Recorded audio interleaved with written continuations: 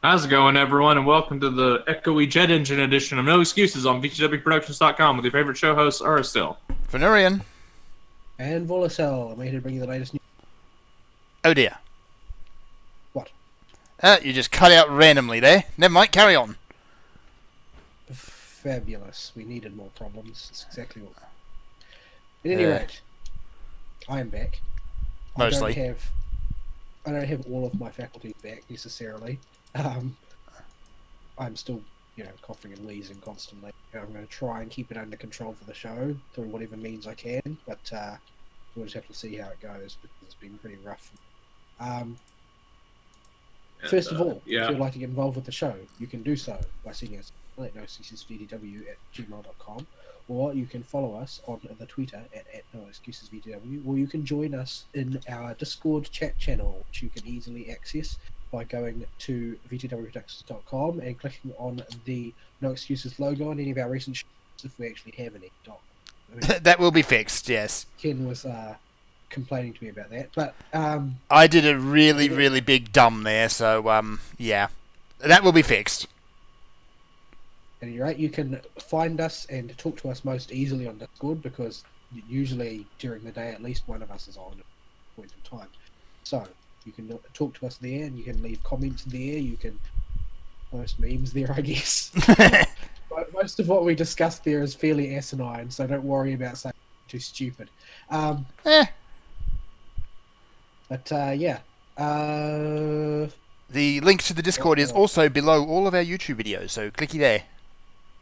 Yes, and there you can also find links to wherever we happen to be streaming the show or otherwise at any given point. Yes. Yeah. So, this week, you may notice Vaul is sick, I'm super echoey, and you might hear a Boeing 747 outside. That's going to be going on for a while. So, I'm not going to be talking as much this show. It's not super bad at my end, but yeah, hopefully it doesn't just pick up and carry whatever it feels like on the stream. We shall see. Let us know if it gets really bad to anyone who's listening live. Yes. Oh boy. So Fern, you had a week. I had a week, alright. So this week on the stream, I am playing a bit of Surviving Mars, which is a city builder on Mars, basically. Are you surviving Mars?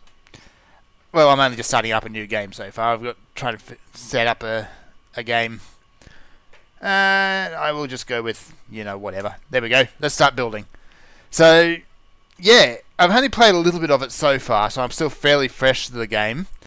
The idea is you land a few drones on Mars, start gathering up resources, prepare the way for humans to land by setting up water and things like that, building a biodome, and then you can move humans into it. And from then on, it's about keeping your colonists alive and not getting them horribly killed in the vacuum of space. Yeah, well, ostensibly, so are most such games about keeping your dudes alive. Yeah.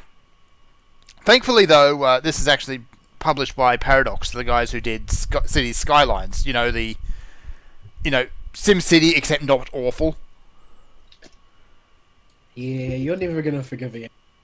Never. EA does not deserve forgiveness.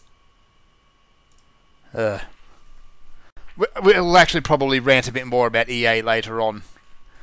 But, yeah, I'm expecting a high level of quality after that, so they better not disappoint. From what I've seen so far, though, it seems pretty solid, if a little bit slow-paced and maybe a little bit micromanagey. So, we'll see. Wait. Isn't the point of these games to micromanage? Yeah, but there's a line between micromanaging and just unnecessary fiddling. I believe there was a game, what was it called? Avon Colony? No, not Avon Colony. Anyway, you're building a floating city on the ruins of a flooded Earth. And you need to micromanage everything down to who goes in what building and what times. You can tweak every tiny little detail, and most of it is just needless faffing. So, yeah, we'll see. I'm expecting good things for this game. Anyway, What else did I play this week? Monster Hunter, I suppose. I'll just copy that off rather quickly. I've put down the hammer and I've picked up the heavy bow gun, which means going out and farming an entirely new set of gear. Well, why did you decide you did? Well, the heavy bow gun. Wanted to give myself a few more options because I've only played hammer up until this point, and once you get into higher rank, you're going to start to need a few more options to do things.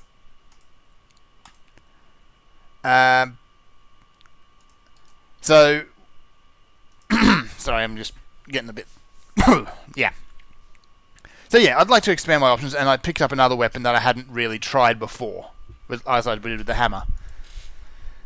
Heavy bowgun is a different beast to just about every other weapon in the game.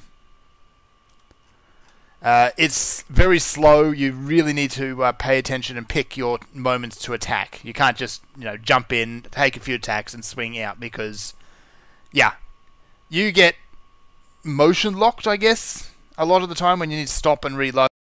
And some shots will just reload on their own. You don't need to, or you don't get an opportunity to shoot, dodge, then reload. But if you play it right, you can do a really obscene amount of damage. So, yeah, I'll give it a go. The hard part is just going back and grinding up a new set of gear, because currently my gear is tuned towards a blast hammer, and it needs entirely different skills. You two seem to have gone incredibly quiet. Oh, because you're constantly cutting out for me, and I'm trying to work out what you're... Oh dear. Yeah. Right. Yeah, Discord seems to be going a bit stupid today. It's already crashed on me once.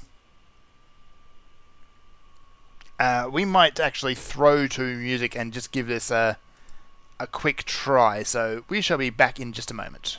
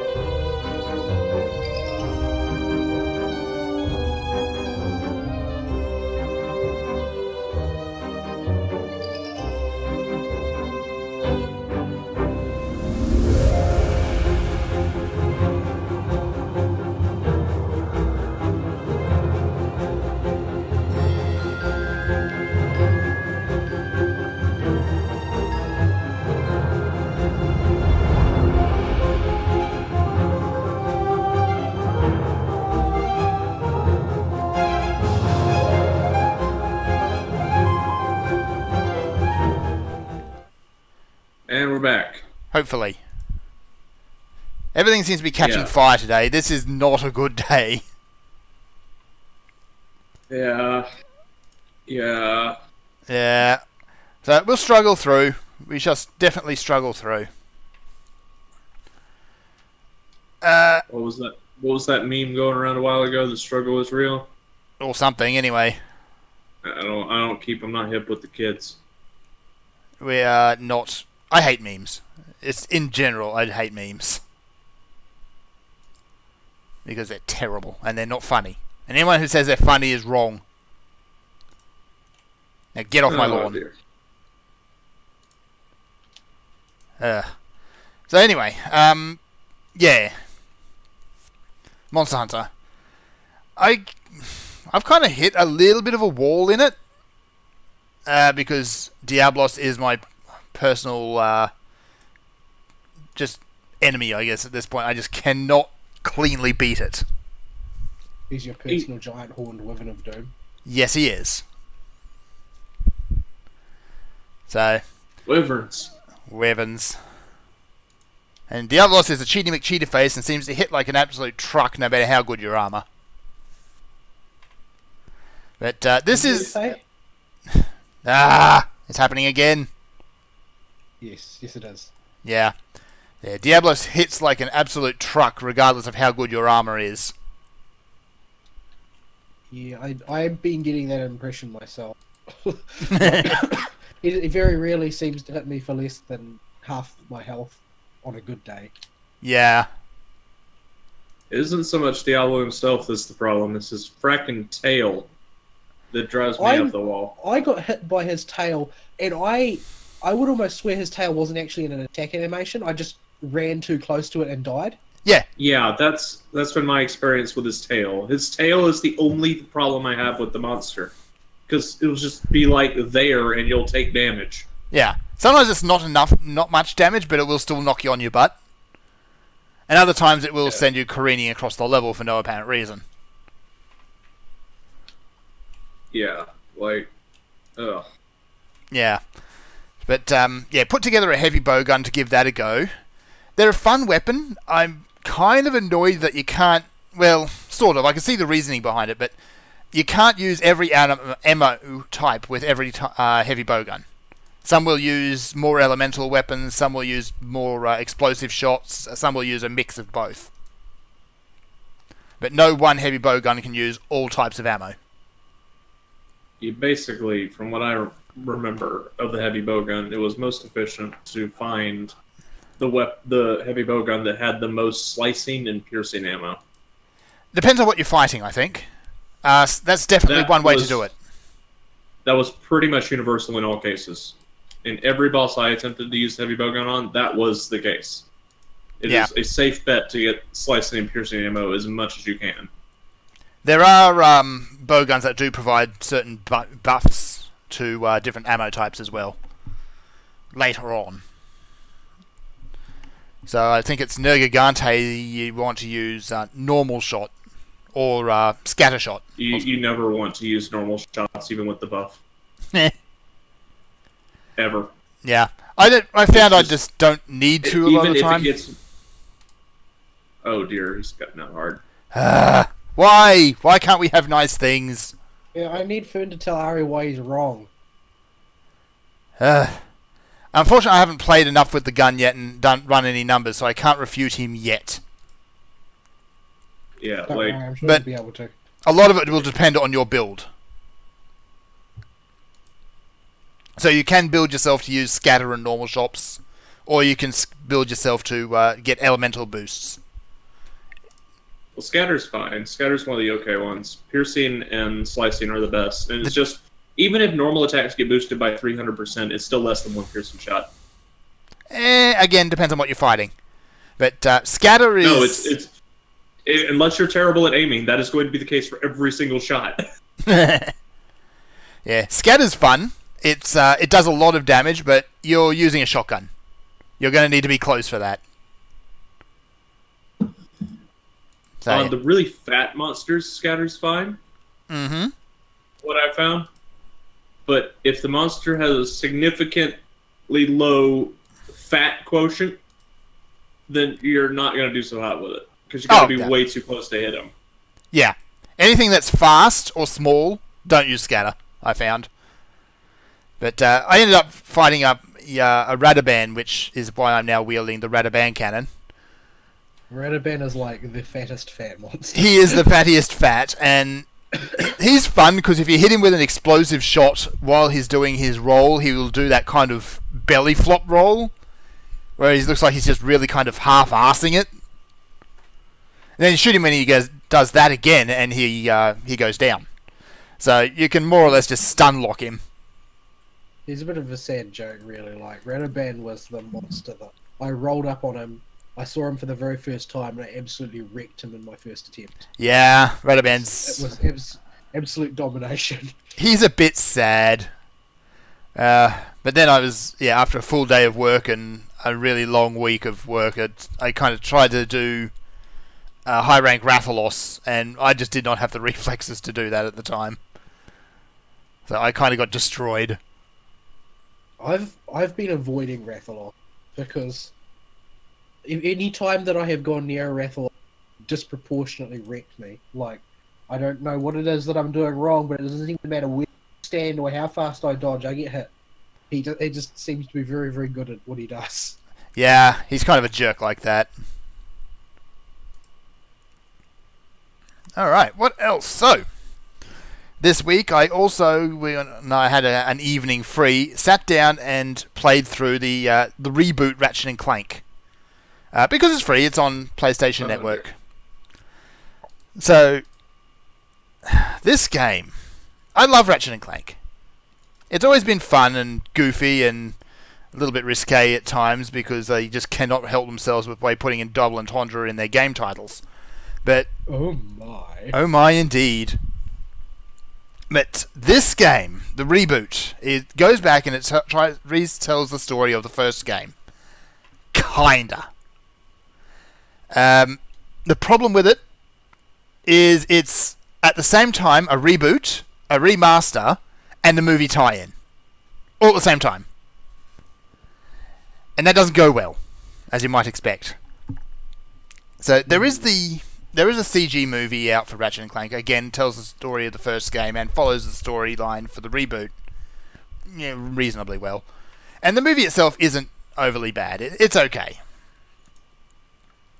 But if you like the original game, you're going to be really, really annoyed. Because they kind of retcon everything. That has been the general story I've heard for that game, yes. Yeah. Things like... So, originally the villain was Chairman Drek. His plot was to just go around the galaxy, taking chunks out of planets to build himself his perfect planet, basically. That's his whole deal. But this game, the villain from the second game and a lot of the other games following it, Dr. Nefarious, turns up, who is, at this point, not dead. Yeah, he's actually dead in the following games. He starts the games dead, kind of. But, yeah, he shows up, he usurps Drek, so he just kicks him out of the story entirely. And takes over the finale of the game.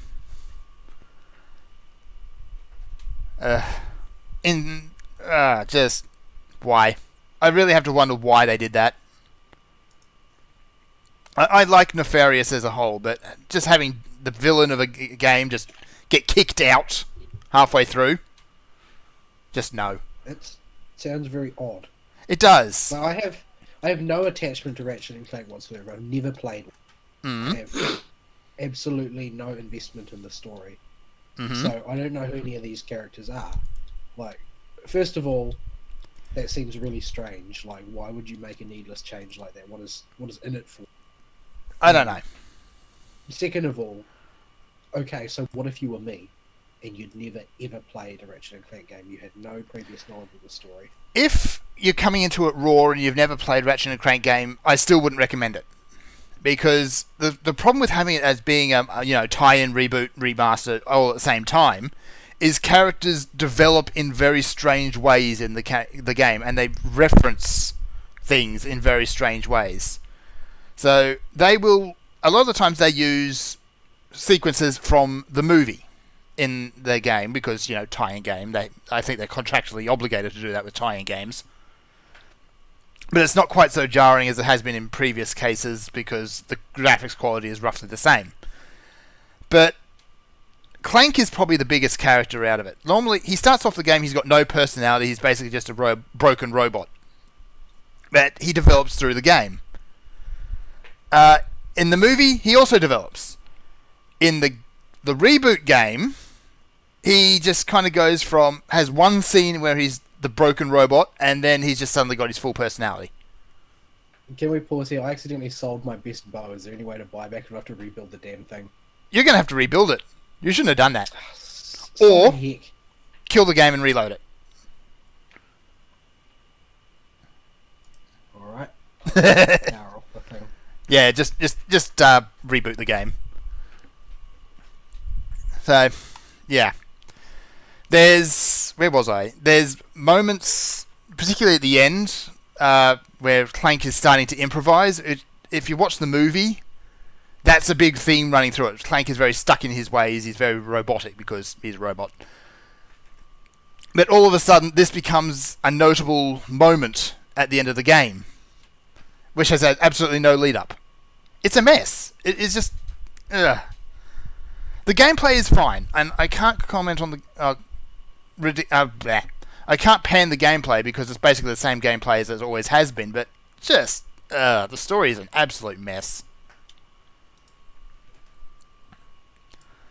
What else this week? What else?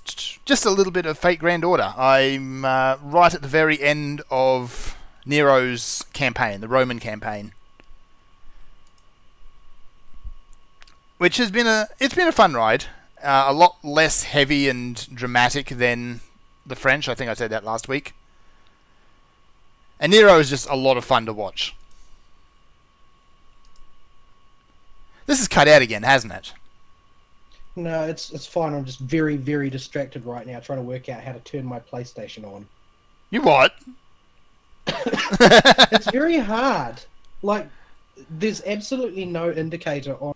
I don't know what it's like on the other PS4. The PS4 Pro, it doesn't have buttons as such on it. It's just got a bar and you press different edges of the bar to do different things and so on. It's like that on the regular PS4 too. The thing is that there doesn't seem to be really any meaningful feedback on whether the buttons are actually responsive at any given point in time. Right. So, like, I was like, I shut the thing down and I'm like, okay, so I've got to press this to turn it on, right? And I think I pressed it and I think it went to sleep. I pressed it again and nothing happened. That continued for a while. And then the light changed colour, and then the light changed colour again, and then it went blue, and then it went white. And I actually don't know what any of this actually means. So I was very distracted trying to work out what my PlayStation is doing. I've had mine do some funny things like that. It'll just... You press the button once, and it'll just turn white and not turn on. I don't know what that means. So... Anyway, that's really my week. It's been a bit of a mess, a rather disappointing game, which should have been good and it was fun gameplay-wise, but the story was horrible. And, you know, Nero, and lately Altera. And Altera is really, really fun.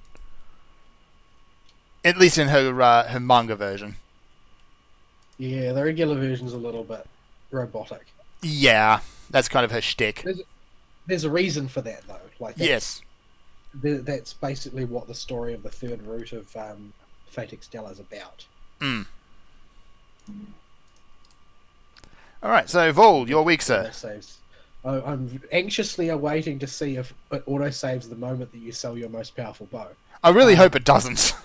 Because that would be dumb. Because but it would be also the sort of thing that Capcom would do. But yeah, so I'm having a great deal of difficulty talking without bursting out into coughing fit. However, I am able to actually talk, which is different to last week. Yeah. I've got a large amount of stuff that I could talk about, but I don't think that my voice would necessarily hold out for it. But we'll try anyway. So, actually, let's just load it up. I need to check my inventory. This is important. Fingers crossed. I have a lot of farming to do otherwise. Farming of what particularly? Legiana gems. Oh dear. Yep, it's still here. Oh good. I shut it down. So it saved before I deposited the items for my last edition. Anyway, so I was jonesing to indulge in some fiscal irresponsibility a few weeks ago. So I ended up buying a PSVR in order, basically, to a large part of my excuse was that I could review it for the show, so we could find out whether or not this device actually does, you know, what it says on the box, so to speak. So I'm glad I didn't make an unboxing video. No, don't do that. Because I mangled that process pretty badly, in fact. Because I could not work out how to open the box.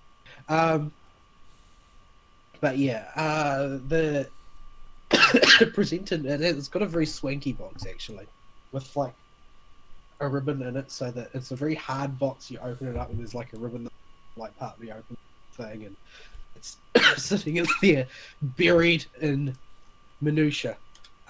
There are a lot of parts to this. It is a heinously complicated piece of equipment. There is a it comes with a picture book of sorts, which is how to set it up. And it's a big A4 size book that has exactly one instruction on one side and a picture of what you're supposed to do on the other side. Just one per page in the center of the page, so you've got to like go through one page at a time setting this thing up. They have idiot-proofed it as much as possible, but it still basically boils down to you setting up a bird's nest of cables in wherever your gaming area is, because there are a lot of cables involved. I'm sorry, I am having difficulty here. Anyway, so basically the deal is there is a secondary processing box that manages a lot of the stuff, and I'm not quite sure what the secondary processing box does, whether it manages the pass-through or whether it manages the PSVR image. It could be either, but the gist is that you basically plug the visual output of your PlayStation into the processing box, and out of the processing box will come both the VR headsets output plus a pass-through to another monitor, so you can have it display whatever you're doing on a normal screen at the same time as it is displaying inside the headset. So it's actually a swanky looking little processor box. Like, it's sort of like having a mini PS4 or other PS4. That's kind of neat. Wherever you want to sit it. Except that they've gotten the aesthetics slightly wrong, so the white LED isn't quite the same shade of white as the white LED on the PlayStation. And it bothers me more than it should. But man, I hate having a cold. Awful. Yeah. Yeah, so I set this thing up, stuck it on my head, so I guess I'll talk about the ergonomics of the thing first of all. It is by far and away the comfortable VR headset I've ever tried to wear for time. Yeah, to be fair, I've tried the Oculus Rift and the Vive, and both of them feel kind of like having a lunchbox with a brick in it attached to your face. Yeah, now, from what I understand, most of the competitor devices it's basically strapped to the front of your face. Yes. Which is really dumb. Yeah. From an ergonomic perspective. Like, really dumb. You basically clamp your head in a vice. Mm-hmm. This device, the PSVR, basically, it sits on your head. Like, most of the weight ends up being positioned down from above. So you're bearing the weight, not pulling your face forward, but oriented like more above your neck so that it's in line with your spinal column, most of the weight. Mm-hmm. So it doesn't bend you forward the way the other ones. Like, if I can actually balance it on my fingertip. Because the balance is quite good. So it's quite comfortable to wear. You stick the thing on your head, you basically, there's one of the design features a little bit concerned and paranoid, the fact that it's basically held together with elastic. There's a rubber thing that gives it bringiness, and I don't really like that. Pierce is great, but you could still use it even if the rubber pierced in your. So you basically sit it on your head, you the thing, and then you dial the dial to tighten it, which has a release button as well, and then you push the visor back to your face, get it all lined up and so on and so forth. The light elimination from the rubber around it is pretty good. It's imperfect, but it is pretty good. And perfection is too much to ask, generally. Devices. Generally, yeah. Mainly, if I had a bigger nose, it would be less of a problem. I don't have a big nose, so. Yeah. So it's for wearing it for long lengths of time does not bother me at all. I am, however, a person who has spent a large amount of in their life wearing full-size cans on headphones, because I can't wear in-ear ones, which are basically earphones these days are in-ear ones, big over-the-ear ones, because I get horrible earwax build-up, and then I have to go to the doctor, and it's a huge pain and a big expense. So I don't wear in-ear ones. I wear over-ear. So I'm used to having something clamped on my head. Yep. And that means that I am less bothered probably wearing this thing for a huge amount of time than other people, because it does weigh something. It doesn't weigh much. It weighs something like 600 grams or so. That's not too bad. It is a big chunk of plastic on your head. It's better than the ones that strap to your face, though. And I don't know if either of you have ever worn like old VR equipment, but that stuff used to be like 1.5 kilos. Yeah. To wear for lengths of time. Like 15 minutes is pretty much your cap with those. But it can be a little bit tricky to negotiate over-ear earphones over the headset. But you can do it. Because I have been doing it. But you do have to sort of like fiddle around to make sure that you've both got the focus right on the visuals, and you've got your ears properly enclosed and so forth. It can take a little bit of fidgeting to get it right. So yeah, from the ergonomic perspective, that's pretty much it. As far as the device functionality goes, I have drawn the short straw, which a lot of people have, lots of people have, and there is a minor problem with the PSVR that I did not hear about until I experienced it myself and looked it up, and then I found that there were lots and lots, and that's that the viewpoint at times can spontaneously start drifting very slowly. That sounds incredibly disorienting. Just barely fast enough that you can see it if you watch it carefully. Like it's like watching the minute hand on an analog clock. Like you can see it move if you super focus in on it. Now, I did not notice this for the longest time, or for a week or two, because I am a short person, and I sit on a rotating chair.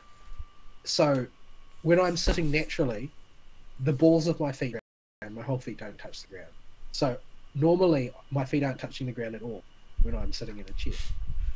I'll be sitting like with one leg under the other, and the one which is actually hanging down is resting on the part of the chair which has the wheels attached to it.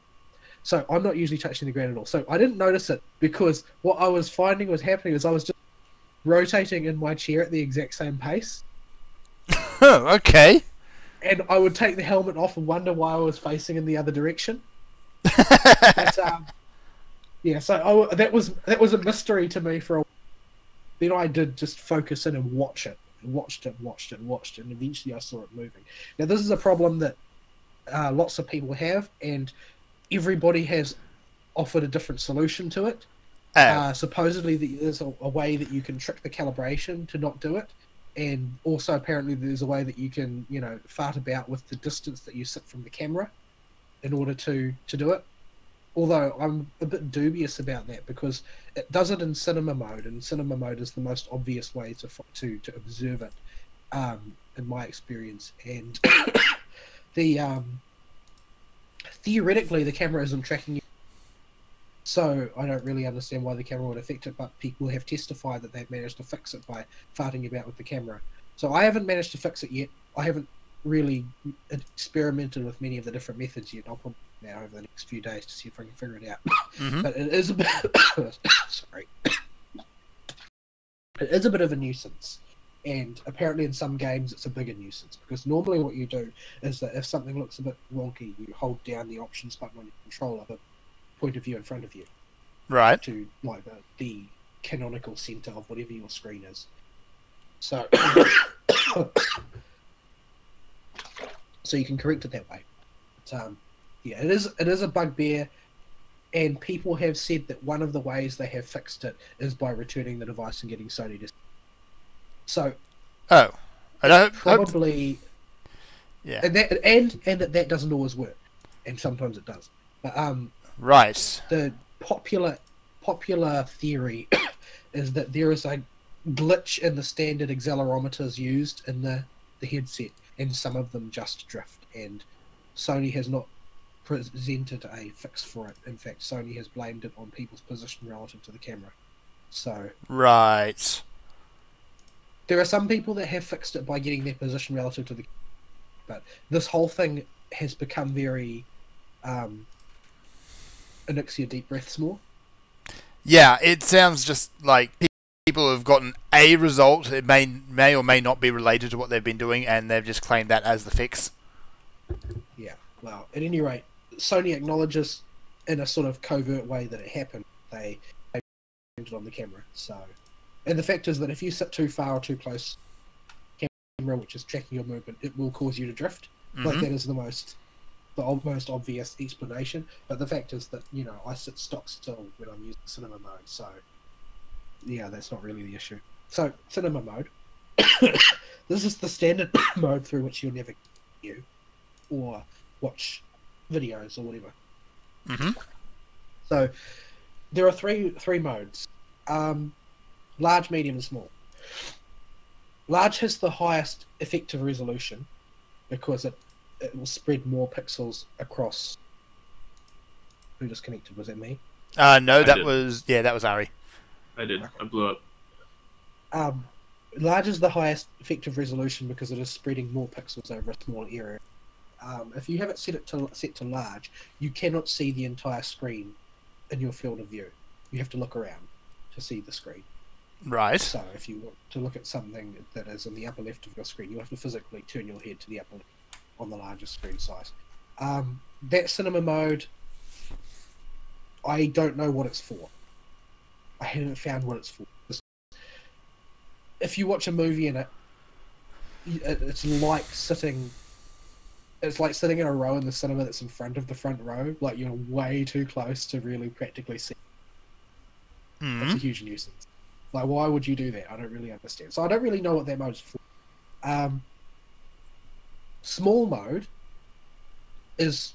I also don't know what that's for, because it's way too pixelated to see anything. Because, you know, the most screen real estate is accounted for with the fewest pixels. And it really doesn't make any sense. I can't work out what you would do with it. I've experimented with it a little bit, but you can't play games, watch movies on it. It's ugly. It doesn't work. Huh. I don't know what else to say about it. It's just pointless. The medium screen size is, you know, about right, I guess. That one is sort of like the screen is sized to fit exactly within your field of view. So it's functionally like being near the front of the cinema, I would say. Something like that. And that's the mode that I use to watch anime and so on and so forth. There is a certain amount of detail loss, very, very little, but you can see it if you look for it. Yep. But you'd have to look pretty hard. Like, for casual viewing of pretty much anything, unless you're like a quality aficionado, you're not going to notice it. And that's the case in general terms with the VR headset, is that the quality is not sharp. It is not like high def monitor sharpness. Everything is softened just a little bit. It's just an attribute of the way that the image has to be built differently, because the pixels, like when you render something on a screen, pixels are mapped to show a specific color. Yep. In the case of a headset, it's dynamically moving around a number of pixels in order to accomplish the same thing. So it just ends up getting naturally softened. There's not really anything you can do about that because it moves. And it's sort of like secondarily doing it. It's like, I don't really know how to explain. Because you are looking at a virtual screen, Like, it's not that you have a screen in front of your face that moves with your head. It is that it creates a screen in space. So the what is being displayed on a given pixel in the device itself varies with your movement. Right. So everything has to be dynamically recalculated. So it simply can't be sharp in that sense. Not with the current technology anyway. No, not yet. But yeah, so I find it relatively comfortable to watch anime on. I have also heard from some people call it useless. So maybe it's just that I normally sit too close to the television because my vision is awful. Maybe. But some people reckon that it's still too close in the medium sized one. But I don't have a problem with it. It does take a little bit of fiddling around to make sure that the focus is correct if you're watching subtitles, since you sort of want the subtitle close enough to the center of view that it's not going to get distorted, but also not to be in the center of view because it's subtitle, it's at the bottom of the screen. Yep. But yeah, I've actually come to quite enjoy watching anime on it, and I watch a lot of because you can see a lot of the picture very clearly, and it's basically like having your own program. Nice. Anyway, other people might disagree, and for me, that's what I've gotten. Majority of my use out of it has been watching things. To me, it has become a novel sort of computer monitor things. However, there is a drawback in that respect, and that's you can't meaningfully eat or drink anything. This is very small. That sounds like an interesting experiment to watch. Yeah, I cannot drink out of a glass. It is a no-go. You just miss? No, you can't tilt the glass. Oh! Oh, right, yes. Because it sticks out over your nose, right? It's several inches over your nose. Yes. So you can't tip the glass at all. You have to physically tilt your head back, and that is liable to make a huge mess. Yes, it is. Plus, you won't be able to see what you're looking at. But that's what straws are for. That's what straw. It's like I think I was saying to Fern the other day, I need to go buy some drinking straws because this is just not working. I have found though that you can quite profitably consume M&M. M&M's are not very big. No, M&M's seem to be the solution to a lot of things, though. Yeah. Anyway. So yeah, I tried also playing Monster Hunter on in cinema mode on medium screen size, and I was traumatized. Yep. Yep. Legiana jumped on my face for the first time, and I flinched. And Legiana jumped on my face for the second time, and when Legiana jumped on my face for the 10th time, I still flinched. And that's just a problem. Like, it's too scary. And Legiana is like the least scary monster in the game. Legiana's, which is Yaku. Well, actually, no, Paralumu is still the least scary. Well, Paralumu I feel sorry for, you know. It's just kind of sad. But yeah, so it's not that it's particularly realistic because you're just watching on a big screen, but you're sitting very close to the big screen, and sudden movements and flashes of color in that are startling. They just are. Yep. And that sort of additional disorientation you get from having, because fundamentally you are sitting closer to it. When you're sitting closer to the screen, you have less of the screen is available to you immediately because some of it is in your peripheral vision. And anybody who knows anything about visual cognition knows that most of what is in your peripherals is not real. It is most of what you see in your peripherals is your brain taking sort of like, how do I describe? Your eyes will take in micro amounts of data, and your brain will extrapolate it to determine what is actually there. Right. So when you sit very close to a screen, a lot of the data on the screen is not updated. So when things are moving very quickly, very close to your face, you often get startled because the information you have isn't quite accurate compared to what it would be if you sat further away. So you end up getting startled a lot. And that was my experience. it's sort of fun to do now and again, but it's kind of tiring in a strange way because you constantly have to be moving your head about just a little bit. Even though you're playing on a virtual screen, sometimes you just need some other part of the screen to be in the center of view to check something. Like you really need to focus on the mini-map for a moment for whatever reason, or you really need to work out whether or not Legiana's tail has been broken yet, or whatever. So I did fight Legiana and kill Legiana with that mode on, and then I took the headset off and said, you know what, I'm taking a break because it was rough. Like it was a stressful experience.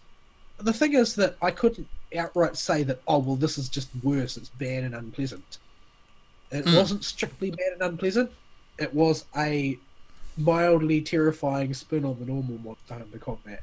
So I'll probably try it again now and again just to see. But there's some that I probably wouldn't, because like dealing with a charging Diablos might be a bit much. Oh, I yeah. don't necessarily want that. You may just pee a little bit in my life.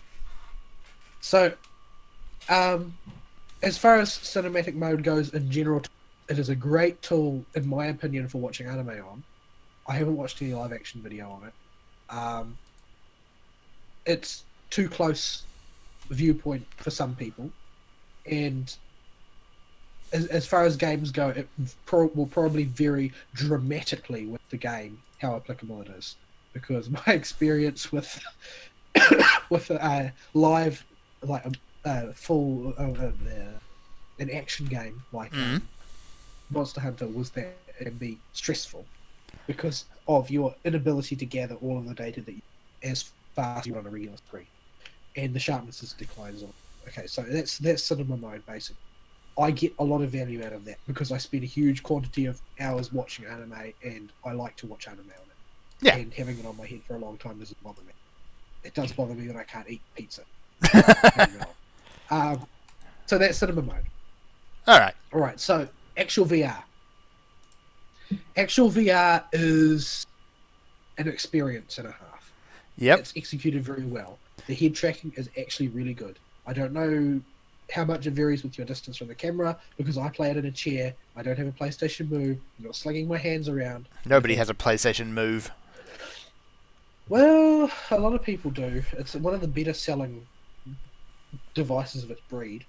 That's not saying much, though. What do you say? That's not really saying much. Right.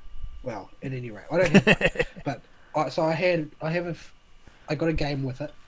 I haven't played any of the demo disc stuff, and I haven't played PlayStation VR Worlds. I don't even know it's still in the plastic wrap. That sounds gimmicky. Yeah, it seems like it's a bunch of tech demos. Just looking at the back of the box here, there's a thing. It says the London Heist Survivor Gritty Robbery. What? Scavenger's Odyssey, Explorer Treacherous Nebula, Ocean Descent, Dive into the Deep, VR Luge, Race Inches from the Asphalt, and Danger Ball, Win to Stay Alive. This is reading the container. I don't actually know what any of that entails. But presumably the duty of that particular product is to showcase the device. So I expect that those experiences are pretty polished. I'm not interested in a short-term polished experience.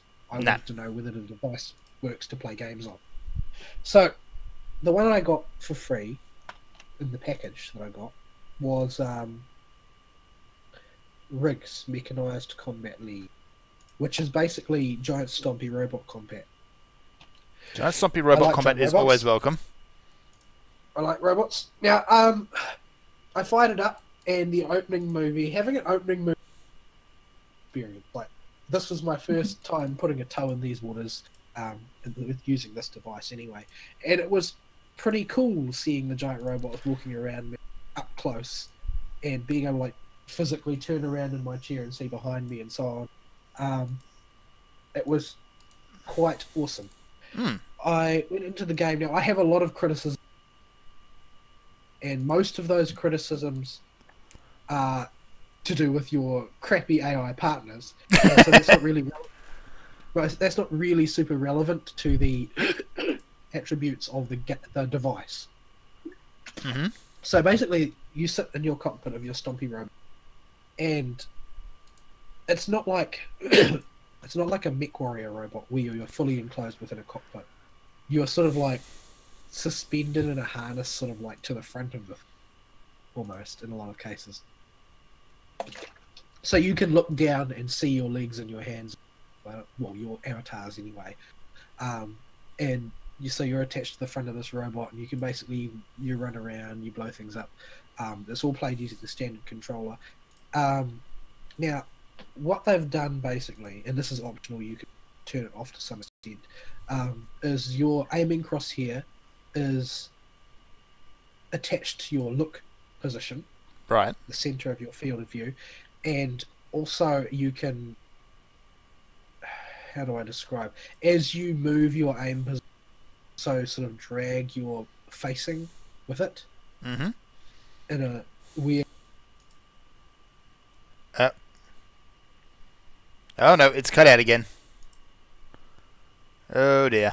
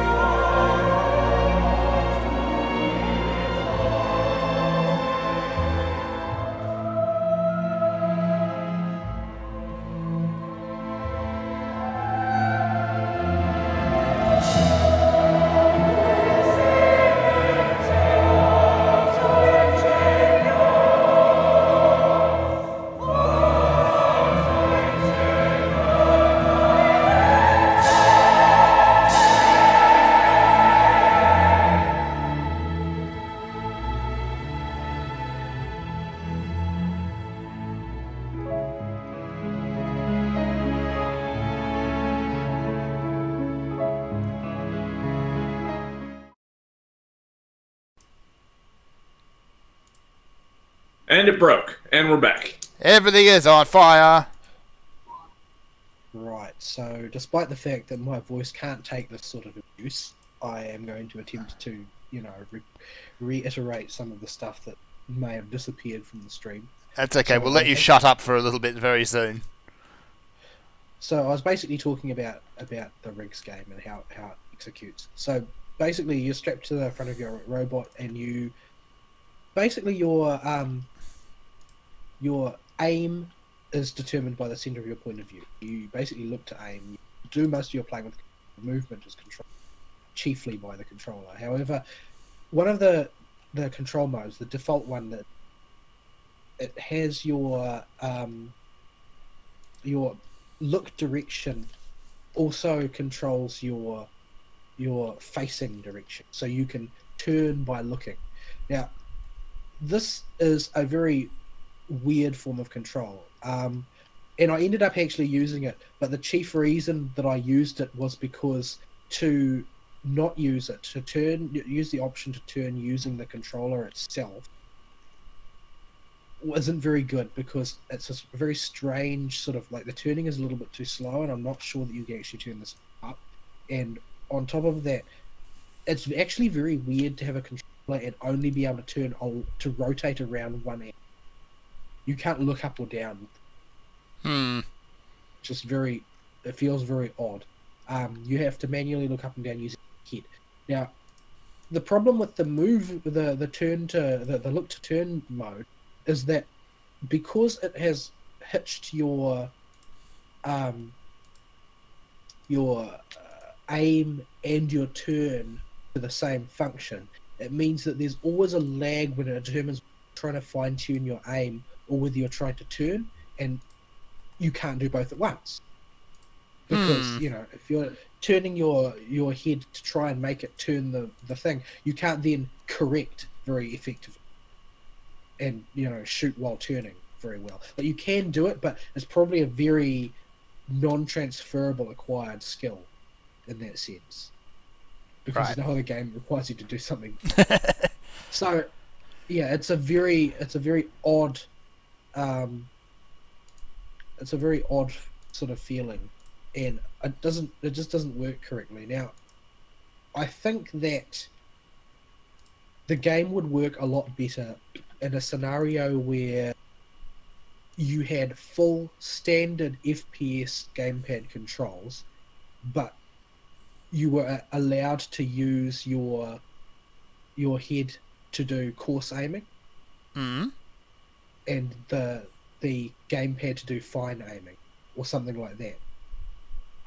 That way you would still have, like, look freedom, but you wouldn't keep missing because you can't hold your head perfectly, and you wouldn't have this problem where the the controls didn't feel right and you weren't very accurate and so forth. Like, it just feels very not quite right. And the worst part about it is that it feels like the reason the controls suck is because they wanted you to use. Like, there's no reason why they couldn't standard control set in here, other than they want you to VR harder. Yeah. I don't know if there is one buried in the options menu, given how I didn't see one. But yeah, it's a very awkward sort of control scheme. It's not unfun. It's fun in the way, like, walking on stilts is sort of fun, but it's totally impractical. Yeah. Right? Yep. It's like that. Like, there's something to be said for mastering it, and you can factor that in as part of how to play the game, but you sort of at the same time you know that a person playing the same game as a standard FPS with a standard FPS control scheme would kick your butt. Like, that's the reality of it. It's like it's like, to a greater extent, that person playing with a keyboard would beat somebody playing with a gamepad. It's like a greater extent. So yeah, I still had fun playing it to a certain extent, though that said, you know, it was not without its issues. It, in fact, had a number of issues. For the most obvious and cloying one was the idiocy of the starting teammates you get, because it's basically set up as a future sport, right, where you stomp around and jump robots.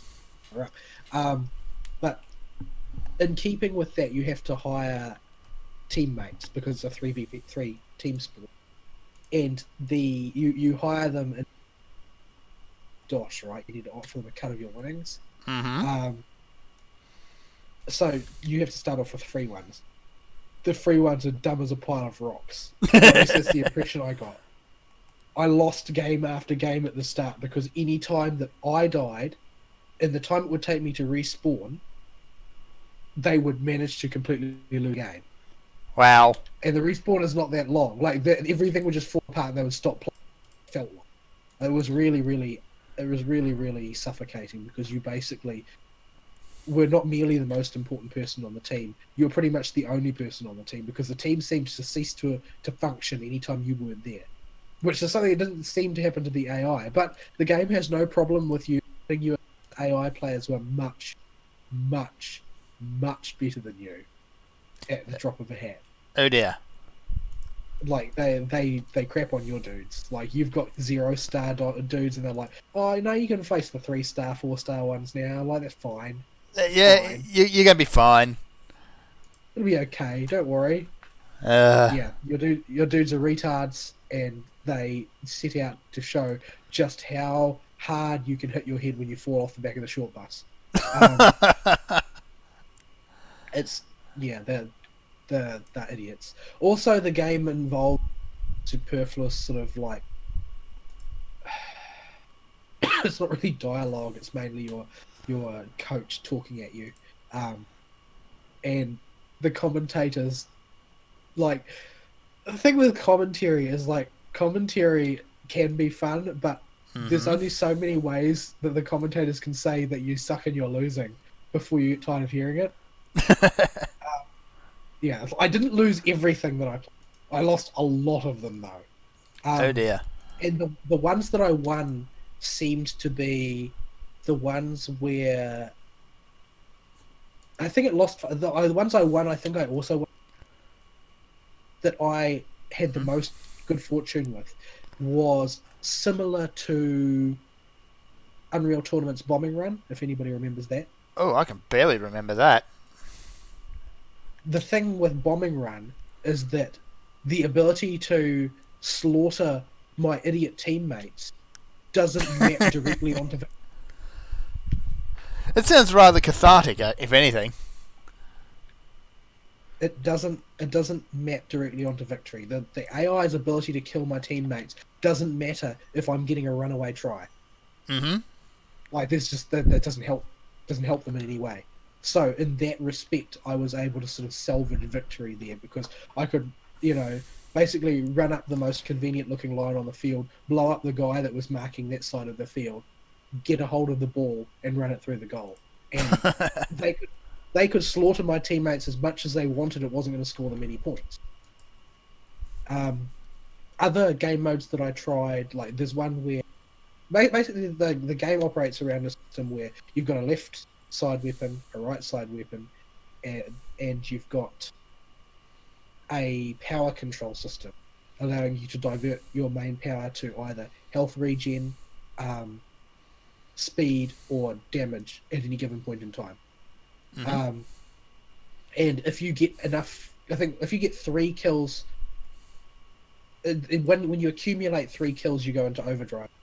The benefits of all 3 for X seconds. I don't know how many.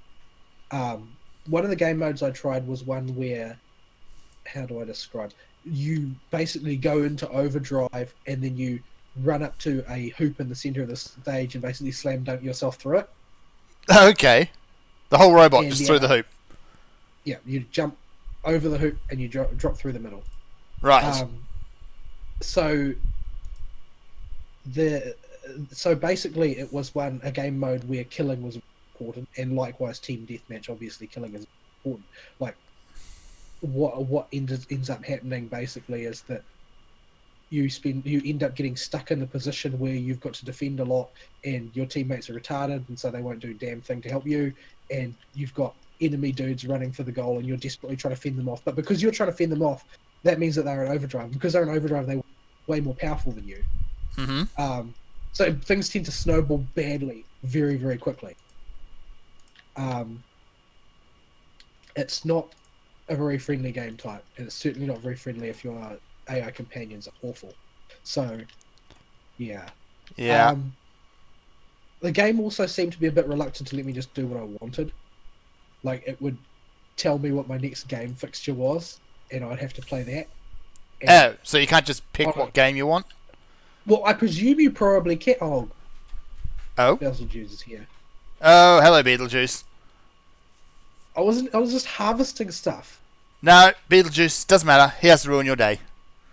But That's what he does. At any rate,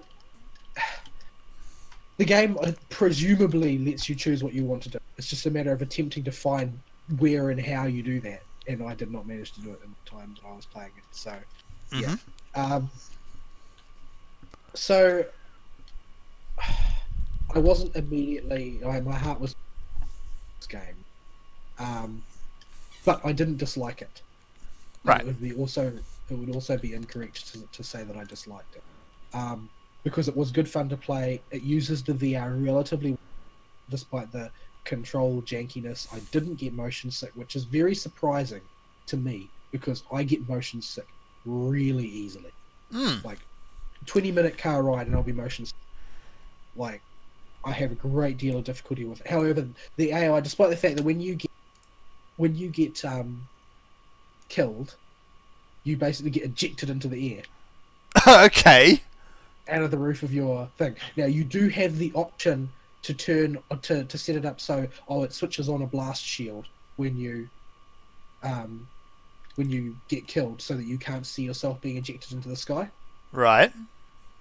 But I left it on because I wanted to see if I'd get motion sick. Like, this sort of logic gets me in a lot of trouble, but that's what I did. But no, I didn't get motion sick at all. I was perfectly all right. However, in general terms, the game was more tiring to play on average than a conventional video game, because everything is so real to you. Like, when you're really in the center of the game rather than in front, it somehow does actually tire you out more. Which is an odd thing to say, but that was the way I experienced it. Now, the other thing that I tried briefly in the VR was, and I downloaded the sort of virtual concert, Hatsune Miku virtual concert. Now, there's a piece of software you can basically just a set of Vocaloid stage shows, functionally speaking, and you basically just attend a concert, and you can move around the concert, and you can flail your glow stick around in time with them, which can unlock various things. With well-timed flails? Yeah, with well-timed flails. If you can like match the rest of the audience, sort of thing. And basically you just flail around wildly and the audience will do things. You can pipe glow sticks, or you can if you do it perfectly enough, I'm not really sure what the conditions are. If you do it well enough, it will cause a costume change during the concert, sort of thing. That's kind of neat. So forth.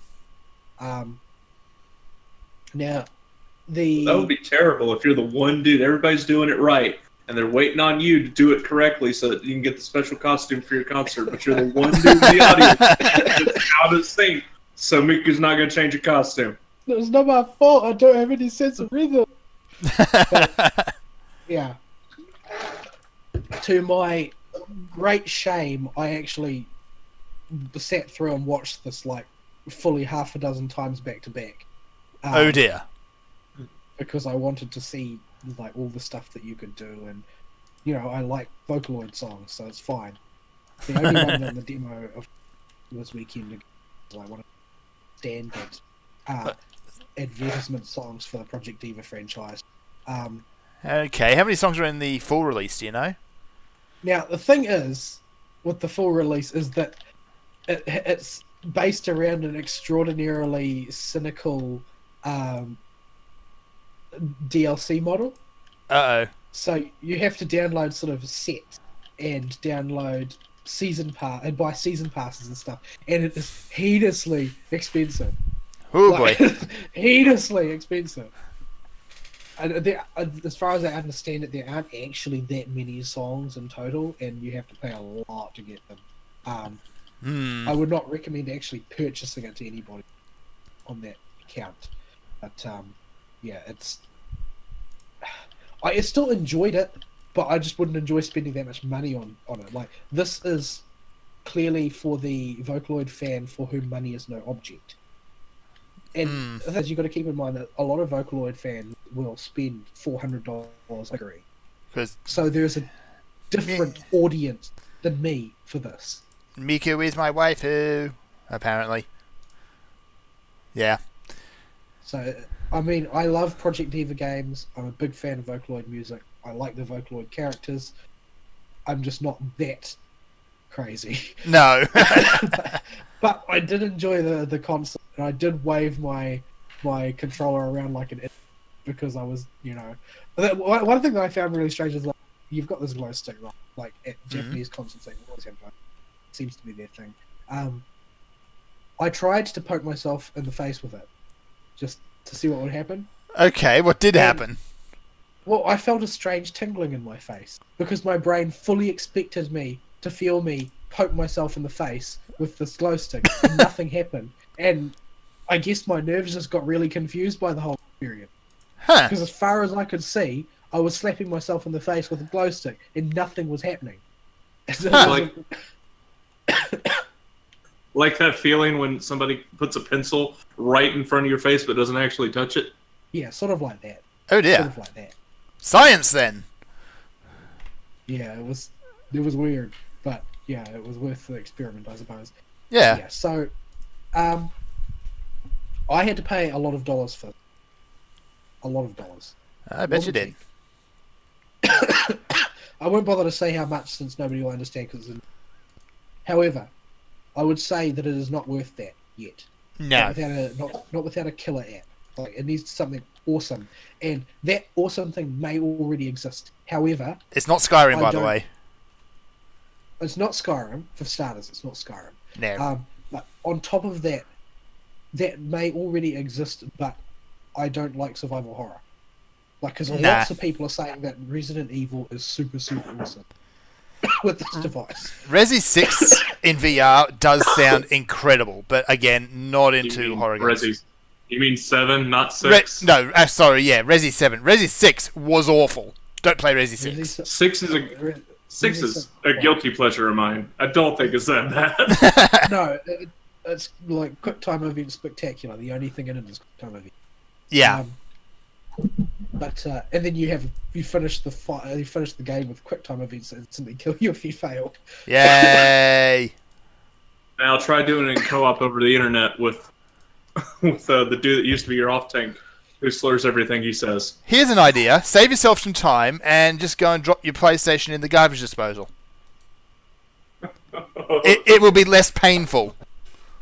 Anyway, this is why I wanted it, because I enjoy the horror genre a lot, but I just can't justify that many dollars. Yeah, it is too expensive. It is flatly too expensive. Like, I justified it to myself basically using the shows. Like, well, we are a video game show. It'd be good if somebody allegedly could review properly one of these devices. Yeah, allegedly. Don't do a very good job of it, but there you have it. So yeah, I decided that I would get it on. But I have gotten a lot of value out of it. Like, I would probably, like, I paid, like, to give you a sense of scale, I paid, I think, $520 for it or something like that. 520 New Zealand dollars. And I'd say that it's probably worth around about 300 or 400 of those. Yeah, that's... So, just to give you sort of context. Because I've gotten a lot of value out of it, but mainly I've gotten value out of it because private cinema to watch anime in. Yeah. Like, the VR aspect is neither here nor there so far. I haven't found something that I really love to do in VR, and I'm waiting for that to happen. I hope that it does. I hope that something like that comes to exist. I hope that they aren't all just waifu simulators, which seems to be the way things are going. Ugh. As far as the JRPG genre is concerned, mostly waifu simulators. Like, there's a Fate Grand Order waifu simulator. There's a Which sounds a incredibly Tuner creepy. waifu simulator. Like, yeah, it's all waifu simulators as far as the Yeah, creepiness. but yeah, it's as a piece of technology, it has its problem, mainly to do with that drift. I want Sony to admit that the drift exists and fix it. That's what I want to happen. Because it does, and it needs to be fixed. It's a huge problem. A lot of people have been put off by it or have returned the device over it because they can't work out how to fix it, and it's just too annoying. So there must be greater, like, worse versions of it. The one that I've seen, since the one I've seen is barely perceptible, unless you really look for it. The technology is really good on several counts. The ergonomics are incredible compared to every other similar device I've ever used. And additionally, the tracking is extremely good in my experience from what I've seen. Some people have had their complaints about it, but I agree. The biggest improvement that I have seen is the screen door effect is by far the lowest of any VR device that I've ever stuck on my head. By far. Yeah. The pixels, you can only see them when you are looking for them. When you forget to look for them, they disappear. See, that's what you want. I tried a first generation Oculus Rift, and it was pretty egregious. It was just horrible. Apparently, the difference is that keep in mind, the PSVR has the lowest, by the numbers, resolution of any of the three main VR devices on the market. I have the Oculus PSVR. It has the lowest resolution. Maxes out at the what is it? 1920 by 1080, the standard HD. It maxes out there. But the number of pixels that it actually has is higher than those other two devices. Right. Because the standard arrangement is that in the Oculus and the Vive is that each formal pixel on the screen has 2 subpixels of 2 of the 3 colors. And in the PSVR they have 3 for all 3 colors in each pixel. So while the total number of pixels is lower, the number of subpixels is higher. So that's why they've got a less of a screen door effect. That's what I understand the reason is. I'm not exactly an expert with these things. But yeah, the look of the thing is pretty good. It's an advancement in technology. Ergonomically, I think is the biggest advance in total. I think this is the direction that VR headsets will have to go ergonomically. Yeah, because it's the least tiring one. Yeah, the brick on the face just doesn't work. Obviously, less bulk is also going to help as people figure that one out. But yeah, as far as the weight goes and what they've done a very good job. So yeah, like I don't have buyer's remorse exactly, but it's not worth what I paid for it. Nah. It could be in the future. It does have that potential, provided they don't, abandon, which is not impossible. Like I could see that happening, but I hope it doesn't, because I want to see this pay off. It's got good things about it that I like. So, yeah. Sure. What else I have to say about it? It's basically just coming out. Right. I'll probably play a little bit more of Rigs when the mood strikes me, but it's not something that I love and want to spend a ton of time in. Like, despite my extant trauma with Monster Hunter, if they released a VR version, I'd probably still buy it. Yeah, it sounds like it would be pretty awesome. It sounds like it would be utterly terrifying. Also, that. Just pants sweating aside, I would probably. Yeah. So, yeah. I have a few other things to talk about, but I don't think that they're particularly significant at all. All right. Yeah, I think the only I haven't really done much this week because I've been so sick for the week. I haven't done a great deal other than I finished Septem in Grand Order, and I finished Okeanos in Grand Order, which means that I've got most of the farming for me now. Yep. They've just put out North America as the next chapter.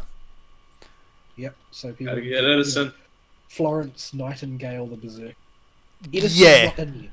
No. They are, because they're releasing so many different servants this time. They are doing it piecemeal. Like they're not doing them all at once. So yeah, we'll get Edison eventually. Yeah, at the moment the one. Yeah. Florence Nightingale. Every week or two they'll.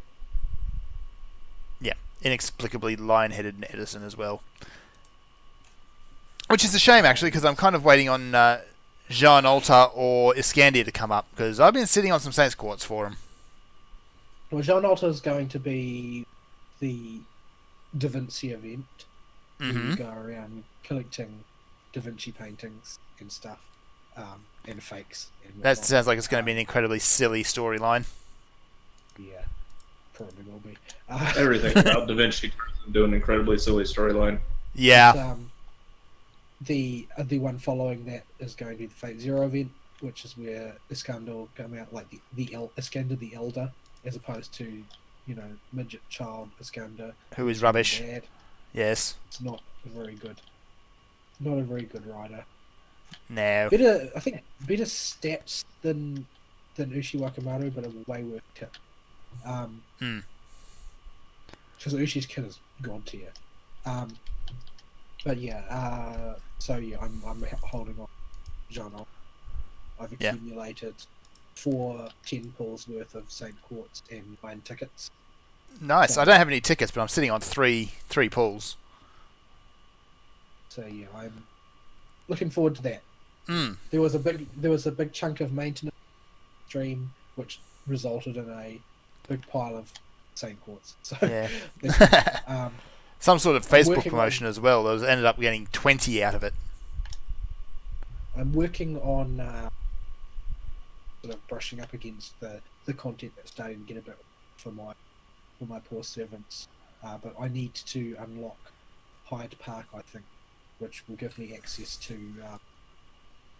what are they called? Forbidden pages. I think is the item, which is basically the wall that several of my servants are stuck behind for Ascension. So. Yeah, I'm working on it at the moment. Fair enough. Yeah, I'll leave it there since I've been talking. Yep. Ari, say some words. Let Vaul rest his throat. All right. We've taken breaks. All right. So yeah. I have words to say about only one video game this week because I have been super busy this week. Super busy. And yeah, work has not been fun. This has basically been like the world is out to get me this week. Yeah, let's not go too into that, but it's been pretty bad. Yeah, but the important part for y'all is so last weekend, after the show, or maybe it was before the show, I forget, my parents' bedroom flooded because a pipe burst in their bathroom. Now, we have homeowners insurance. So, they'll replace the damaged floor, but before they'll replace it, they've got to get people out here in an attempt to dry it and see if they can magically straighten it out, because that's totally going to work. Anybody that's even seen a carpenter work or knows about wood knows this is a prospect that is not going to be a thing that happens. Nope. No. Nope. But they're going to try, dang it. So for 8 weeks, I've got Boeing 747s parked all over my house, blowing hot air into crevices and holes in the wall and holes in the floor. Because the insurance company said so. This doesn't sound very credible, I have to say. It really doesn't. It is. Who did they send out to assess the case? My goodness. They didn't send anybody out to assess the case. They just sent the repair dude. What? Yeah. Oh. I was shocked. Oh. Yeah. You might need to get a new insurer. Yeah, we're with like Allstate or something, and from what I can tell, they're absolutely terrible. This is so stupid. I can't believe the words coming out of my mouth. But it's a thing. It's certainly a thing. So yeah. Okay. For the next. Oh dear, I'm lagging. There we go. You are lagging a bit. So for the next few weeks, this is going to be going on. But thankfully, my part of the house that it's in, the basement office where I live, is not going to remain Boeing 747-ified. Okay. So I think they said it's going to be 1 or 2 weeks for me, and the is staying present in the rest of the house, and for the full 8 weeks. So I got off lucky there. But yeah, this is a nightmare in every way it could be. Certainly sounds it. And my parents have moved into the dining room because their floor is torn up. Like they're right over my head and can hear every word I say. And it's really awkward. So, and I can hear every footstep they make. So yeah. And the rest was general dumb stuff for the week. But there were 2 more crowding moments of dumb this week, where somebody said they couldn't make it to the local big convention of people in my field where I work. Yay, trade shows. Yeah, basically a big trade show. And so I was elected without my consent to be the one that fills in. Oh, well, you got volunteered. Yeah, I got volunteered by my boss. So I show up there, and I get there, and the dude's there. He just decided to show up anyway. And there's only 1 badge between us. So guess what I got to do, because I got dropped off. Yeah. I had to sit for 7 hours. I was... Poppin' mad was about 5 stages of mad ago before the point I was at the end of that. I was dang ready to kill somebody. Yeah, I bet. Because that sounds like the single most boring thing you could possibly do. Is sit around in a hotel lobby.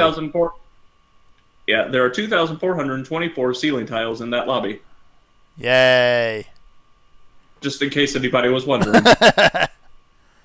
I counted 3 times. Oh, no. Yeah. Hotel staff stopping and asking me, hey, what's wrong? Are you lost? Do you need to find something? I'm like, no. Finally, I got fed up with one of them and explained the whole situation to him with a very angry scowl on my face. And he's like, oh dear. Oh, yeah.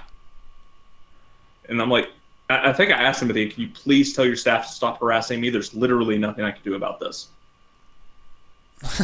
Just leave me alone. Is there literally nowhere else gone to hang around for a while? Highway all around this place. It's a bunk-off hotel that's super posh and rich in the middle of Nowheresville. Like, it's a 4-mile walk to civilization in any direction. Well, that might have been a better use of your time. I would walk 4 hours rather than sit for 7 hours. 4 miles and walk for sit for 7 hours in the lobby. Across the highway? Are you nuts? They don't have a... Oh, there's no overpasses? No. Or anything? Who put a hotel there then? Seriously.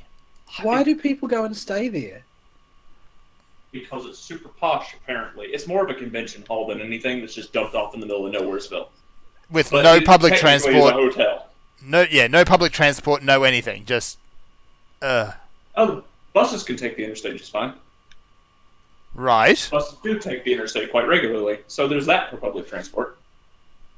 But yeah, public transport isn't a thing here, Fern. You got to remember that. Everybody has their own car. Everybody has their own car. So I got a little mad and think I expressed that anger to at least 5 people when I got home. Yes, you did. Steam was coming off of my head. I was so mad. Oh boy. So I raised absolute hell at work the next day. So you should. And they got the picture. And thankfully my boss is a pushover. And I don't get mad like that very often. But I absolutely tore my boss a new bunk hole with my words about how dumb that was. Mm-hmm. And I flat demanded nobody's calling me after 2 p.m. for any reason the week of my light workload, which starts on the 28th. Good. Like, period. I'm turning the dang phone off, and I don't want to hear anybody complaining. Oh, boy. So this was on top of being sick during this, like horribly sick the day before, and still pretty sick during the convention. Mm-hmm. And, that is just the tip of how terrible this week was. So, let's talk about bad video games, because the only video game in time I had, I decided to put in Breath of the Wild. Yeah, but you should probably throw up a disclaimer. You didn't play the game properly. So, there is no way to play the Breath of the Wild wrong, because they claim that. It's an open world game. I can play it however the heck I want. Yeah, they did. So, I'm doing it correctly, according to them. So, I mentioned for my birthday, I got Breath of the Wild, and my sister got me the DLC for it. So, I booted up Breath of the Wild for the first time, just because I needed something to play, and I wasn't that invested in it, so I didn't feel like I'd sit down and chain play it. Mm-hmm. Well, I put my first 2 hours into finishing the tutorial and getting into the open world and doing a bit of running around and not really doing anything. But then I realized something. The map's completely covered up with Fog of War here. But if I find a tower in all 15 zones, I can uncover the whole map. So before I did anything, with 3 hearts, jank starter weapons, and only 1 upgrade to stamina, out of the possible 20, I ran around the entire dang map, picking up every single tower for the for 4 hours straight.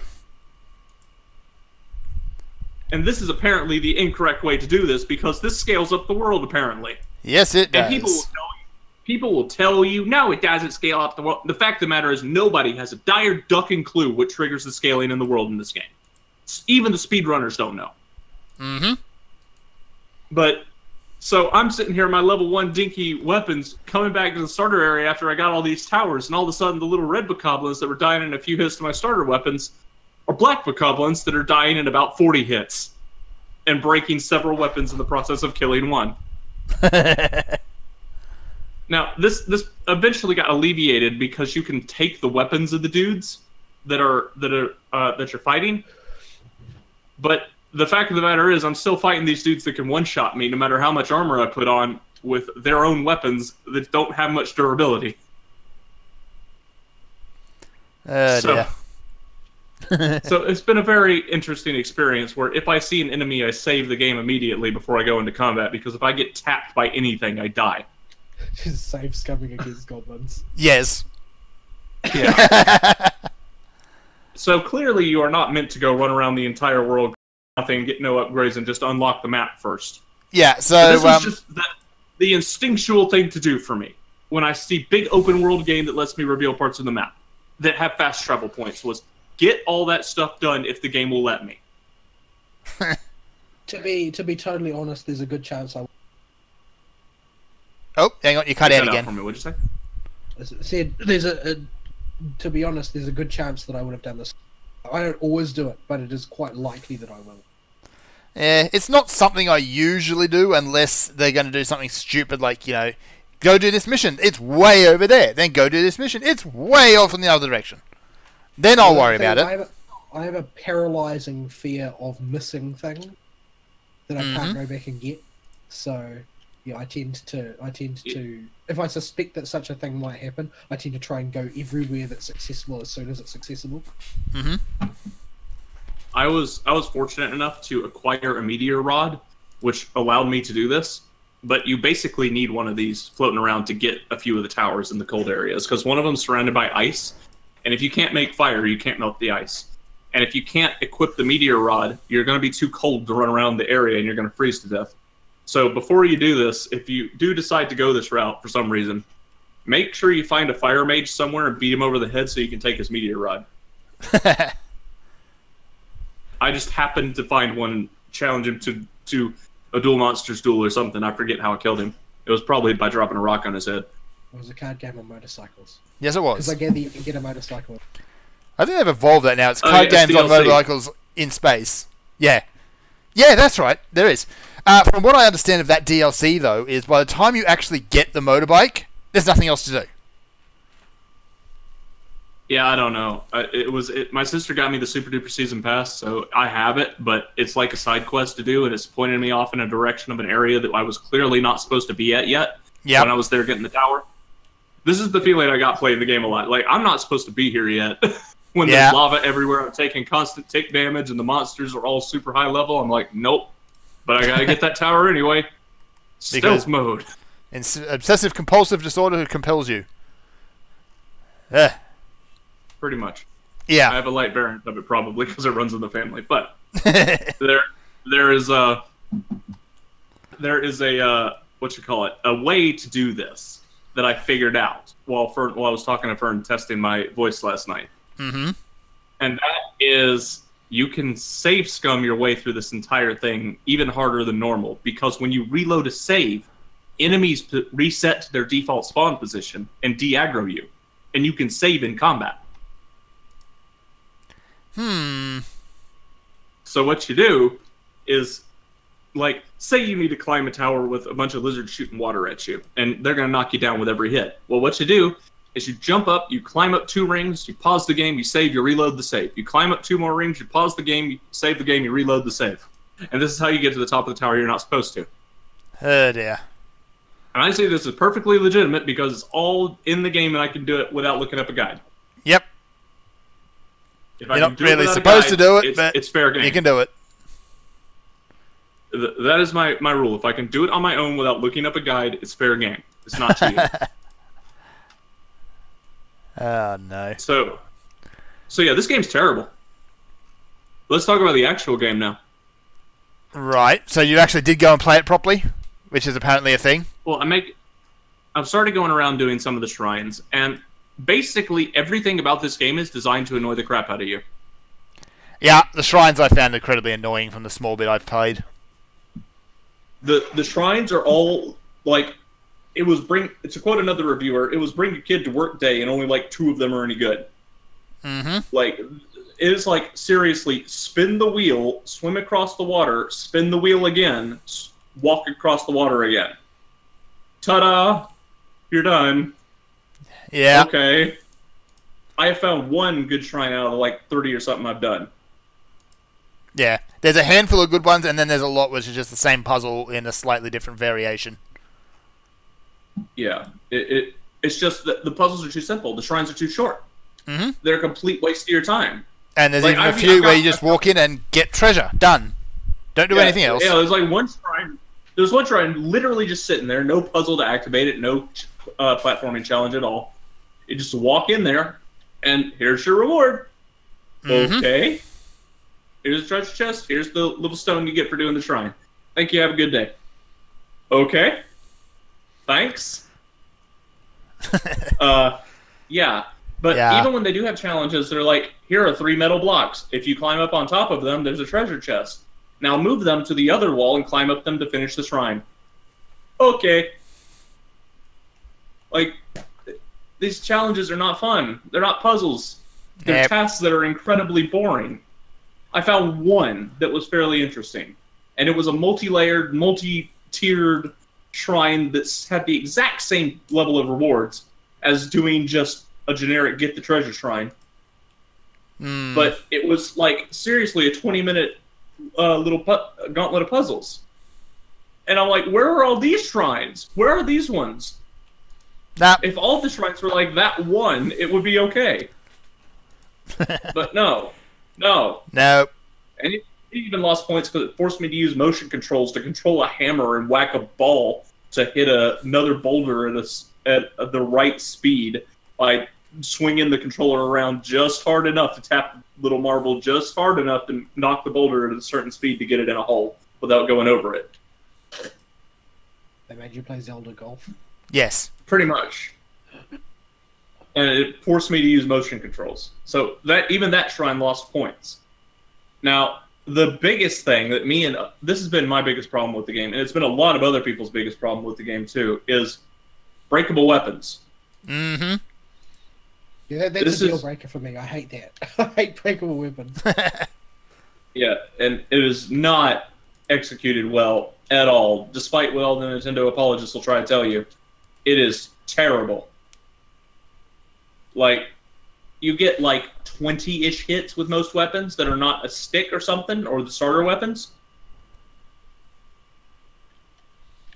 Just horrible.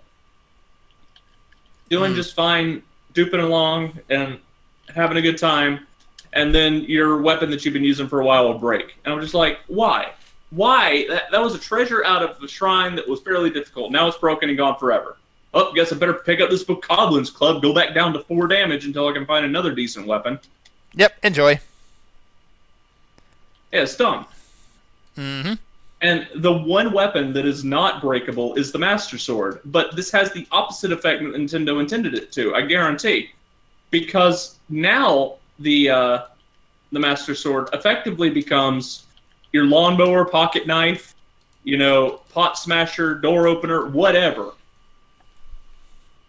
Instead of the big special epic uber weapon it's supposed to be.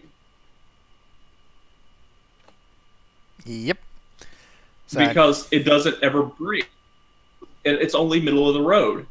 So what you wind up with is you only use it for utility because all your better weapons are better spent whacking monsters with. This sounds like a pretty significant oversight. Yes, it is. Just a bit. And they built all these mechanics of how you gather weapons, the rate of the weapon drops, and stuff like that into the fact that weapons are breakable, which just means it's all incredibly obnoxious.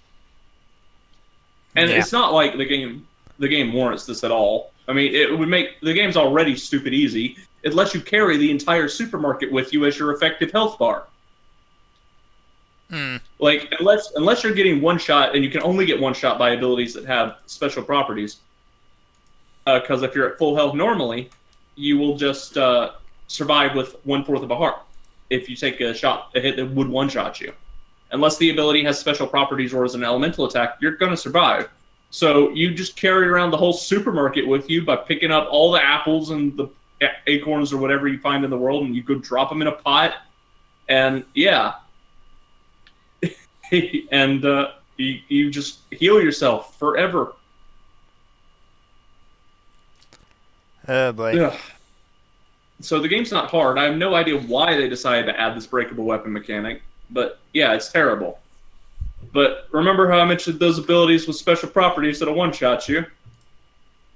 Yeah. There's one weather type that is particularly terrible without this, and that is the rain mechanic. Because there is lightning in the rain, as it turns out. And lightning in the rain means if you have any metal equipped at all on your armor, on your shield, on your weapon, even if it's sheathed, lightning's going to attract to you. Right. And that's not going to end well for you. I bet there are a whole bunch of people who said that this is really cool and Yeah, I'll tell you what it actually is. It's really obnoxious and really annoying to have to unequip all my stuff and effectively not play the game until the rain finishes. Go stand under a tree and that's it. Yeah, here's the strategy for when rain and lightning storm happens. Because even if you unequip all that stuff, the lightning still has to spawn in your general vicinity. And if you're unlucky, it will still hit you and one-shot you. At least early in the game. Later in the game, it probably only does like 6 or 7 damage, but I have 5 hearts right now. It's going to one-shot me. So, yeah. It's just, ugh. I'm so frustrated with so many things this game does. It's not fun to play unless you're exploring. The only fun part of this game is actually exploring and running around the world. But deviate from that even a little bit. Do any challenge. Go do any shrine. Get in any combat. It just all falls apart.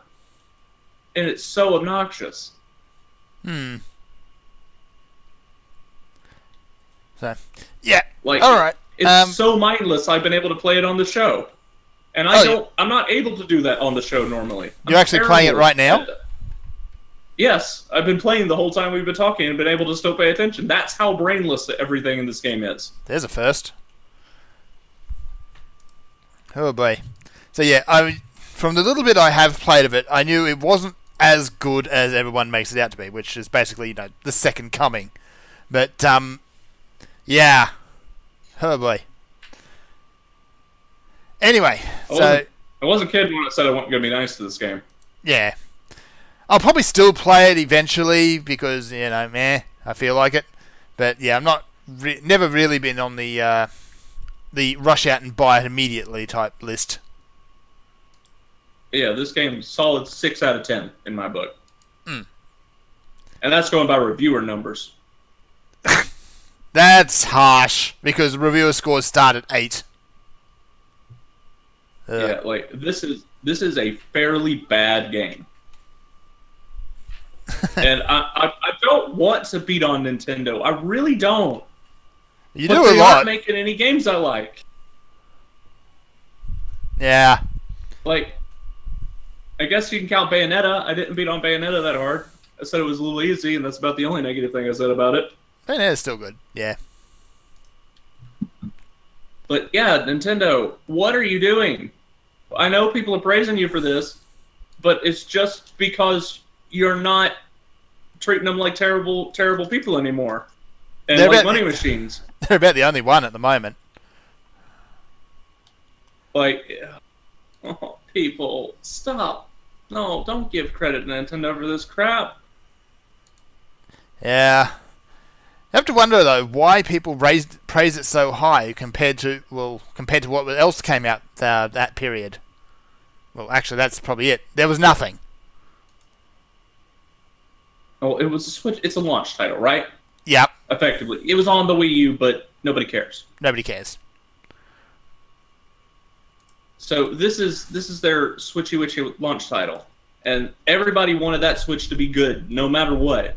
And people already had their opinions formed about that system before it even came out. So I think this is just a case of it was different, so therefore it's good in the strange inversion of the trope usually. And it was a launch title on a system people really wanted to be good. Mm-hmm. So that's what I think happened. Yeah. Maybe. Yeah, I don't know. We live in a world where people like Dark Souls, so I don't know. Plus, it has Nintendo points. It's like the opposite of the Vita tax you normally pay for being a Vita game. You get bonus points if you're a Nintendo game. You actually get released. Vita games get released, Fern. I don't understand. The stuff you say about the Vita is nonsensical, dog. No, it's not. Anyway, we should probably get on with some news because we're coming up on the 2-hour mark. Sure. Oh dear, I just stepped off an ice block of my death. Neener. All right, let me see. That has been my weeks. I guess we will leave it there. Yes. All right, let me see. What news do we have? We've got a whole bunch of fighting game characters being announced. We've got some crossover stuff from Monster Hunter. Yes, you are. And oh dear, I'm getting the red lights again. Yeah, I heard that lag. I wasn't sure if it was me or not. Yeah. It's just my internet being really, really dumb today. And what else we got? We got Blizzard doing a dumb, and we got EA as well. I don't think I've actually put the article there, so let's leave EA alone for now. They don't really deserve it. No, but it's a dead horse that has been beaten into a fine paste. We'll do them next week. I want to see how that whole thing pans out. So, actually, just to quickly touch on that, they've actually announced their plans for paid DLC and loot boxes and things coming back to, what was it, Star Wars Battle Thingy 2. So, yeah, we'll see how that pans out before we rag on it. Don't worry, we will rag on it. Because we'll just save it for next week. Inevitably be terrible. Oh, yeah.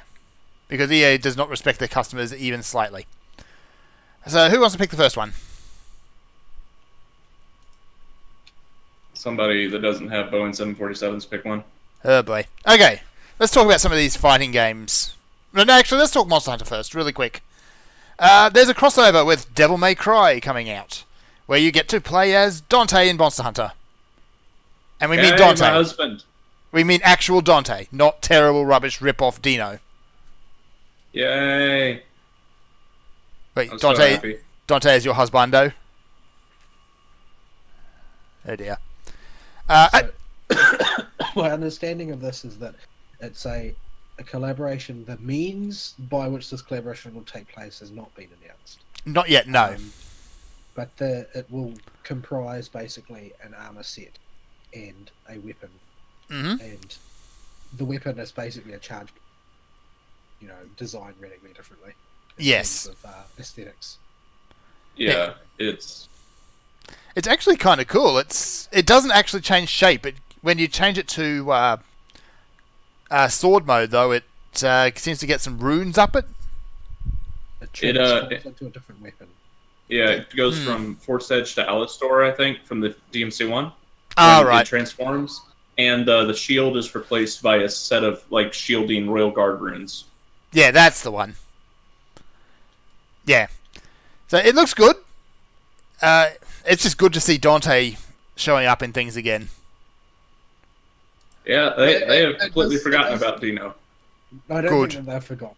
I don't think they've forgotten at all. They should not be allowed to forget. I think that they are trying to put as much distance between Dino and the modern day as possible. Yes. This was a horrible mistake. Never forget and never repeat. So yeah, that's going to be good. Whatever the event entails, I don't care what it involves, I'm going to do it, and I am going to get that armor set. I'm going to do it before everybody. Yeah, because you're weird like that. I have every Devil May Cry everything on my PS4. Even Dino's save files on there still. I should probably delete that. You Just should. I don't want it tarnishing my PS4. Why? Kill the save file. I don't care if it's platinumed and 100% done. I'm just going to kill that save file. Well, as soon as I realize I don't need it for this event, I'm done with it. No, you won't. I can almost guarantee you will not need DMC for that. But They might want to make you buy the HD one. Please no. If it involves actually going back and buying DMC, that's probably the only thing that's going to be stopping me actually getting it. Oh, Dino. Why are you a thing? Why are you so bad, Dino? Well, actually, we've got 3 hours showing why you're so bad.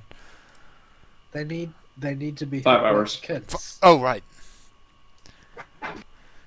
Oh, boy. Alright. We have some fighting games that have unveiled some characters. Let me see. There's a couple of rather strange ones. So let's start with the easy ones, which is BlazBlue Cross Tag Battle. These are all crossover characters, by the way. They've announced their second pack of DLC characters, which is Jubei, so Cat Bro, or Cat Dad, from BlazBlue. Yep. Igus the last character released that finally came out in Central Fiction. Yes, even though he's been in the story since the beginning. Yeah. Igus from Persona 3. No May still. Yep, and Kamine from Under Night Birth in Birth. There we go. Fern, you there? Oh no, it broke cut out again. super hard for us, so we don't actually know what he just said. This is why I'm going to just smash everything soon, I think.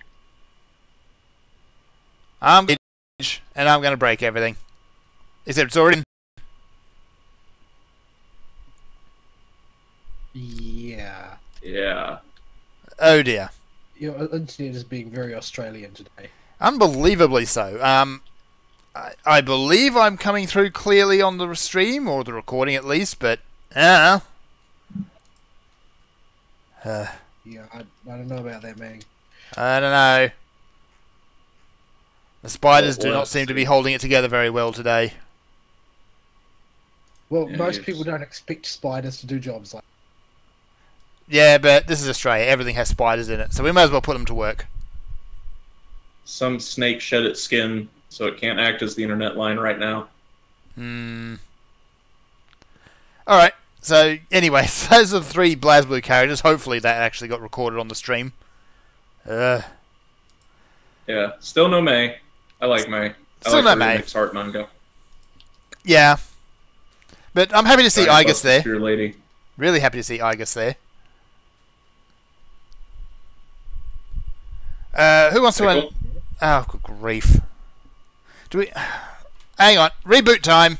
We'll be right back, folks.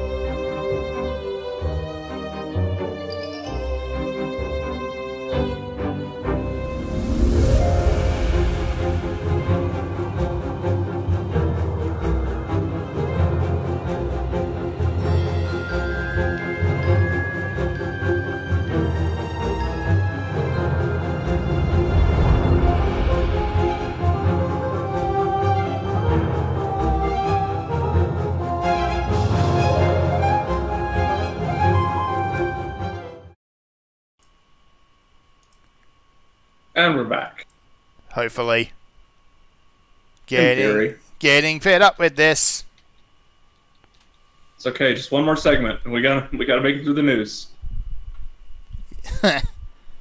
Alright, so yeah. Next game, with weird characters coming out. Who wants to pick one? Okay, so me and Vaul get to make fun of one of them at least. Yep. Noctis is in Tekken 7. Emo Spice. Emo Spice. He's not actually cool. No. I he's not. have seen people describing him as basically a paragon of excellent RPG character writing. Who? These people are delusional. He has absolutely no personality. The thing is that these are often people whose opinions historically I've otherwise respected, except that when it comes to Final Fantasy 15, all of a sudden, like, oh, it's just, the second coming. Yeah. Yeah, no. Emo. I named him after a Spice Girl for his nickname for a reason. Yeah. Like, there ain't a whole lot to Emo Spice. He looks like Edgy McEdgelord, and that's it. That's really about the only thing about him. So anyway, he's going through Tekken, but I suppose he's not the weirdest character they've added to Tekken. So, Bamco is really good at getting guest characters. They are. And putting their guest characters elsewhere. Yeah, like, before the Mouse bought Star Wars, they got, like, they got the Star Wars cast in, SoCal. I think they're part of SoCal. Maybe that's a different company. I believe Soul Calibur's a different company. But, speaking of Soul Calibur... No, they had Yoda and Vader. And... Yeah, it was Yoda who got into Tekken, I believe. No, Vader was Vader and Soul Calibur. Yeah, that's Yoda was right. in Soul Calibur as well, because he was busted. It depended on the console you had. Oh, it did. that's right. It did, yes. That was Pac-Man who got into Tekken. That was it. Anyway, but yeah, speaking of Soul Calibur, we've got the obligatory crossover character for this upcoming Soul Calibur. And so I find this hilarious, right? So Yep. Tekken gets what is objectively a character from one of the worst RPGs in modern history. I And wouldn't then- call it that far because there's some really bad ones. But yeah, Modern AAA RPGs, he's definitely one of the worst. that's better. But then we get this guy in Soul Cal, one of the best RPGs Yep, in Western RPG history. it's And we Geralt. get Geralt. I'm so happy to see Geralt there, actually. He looks like he'd be a fun character to play. Like, he The fights worst like he does... secret in gaming history. Well, yeah. But crossover characters in Soul Calibur are just a tradition at this point. We'd be more disappointed if there was not a strange crossover character. Ever since Soul Calibur 2, we've had wonky crossovers. We had Soul Calibur 2 had like Link and Spawn, and Yep. who else? Spawn Who was was the the one that I PlayStation? thought. Oh. People don't even think Spawn is cool anymore. No, Like, he's They haven't, ultra edgy. They haven't for many, many years. Like he's like comically edgy. He's not even just, no pun intended. He's just like he's like, I don't know. He's the same sort of edgy as Noctis. Like, it's just trying to be edgy for edginess' sake. Yeah. He's just The pure only- personified edge. What Spawn has on Noctis is that he doesn't try and be edgy in shorts like Noctis. Oh, yep.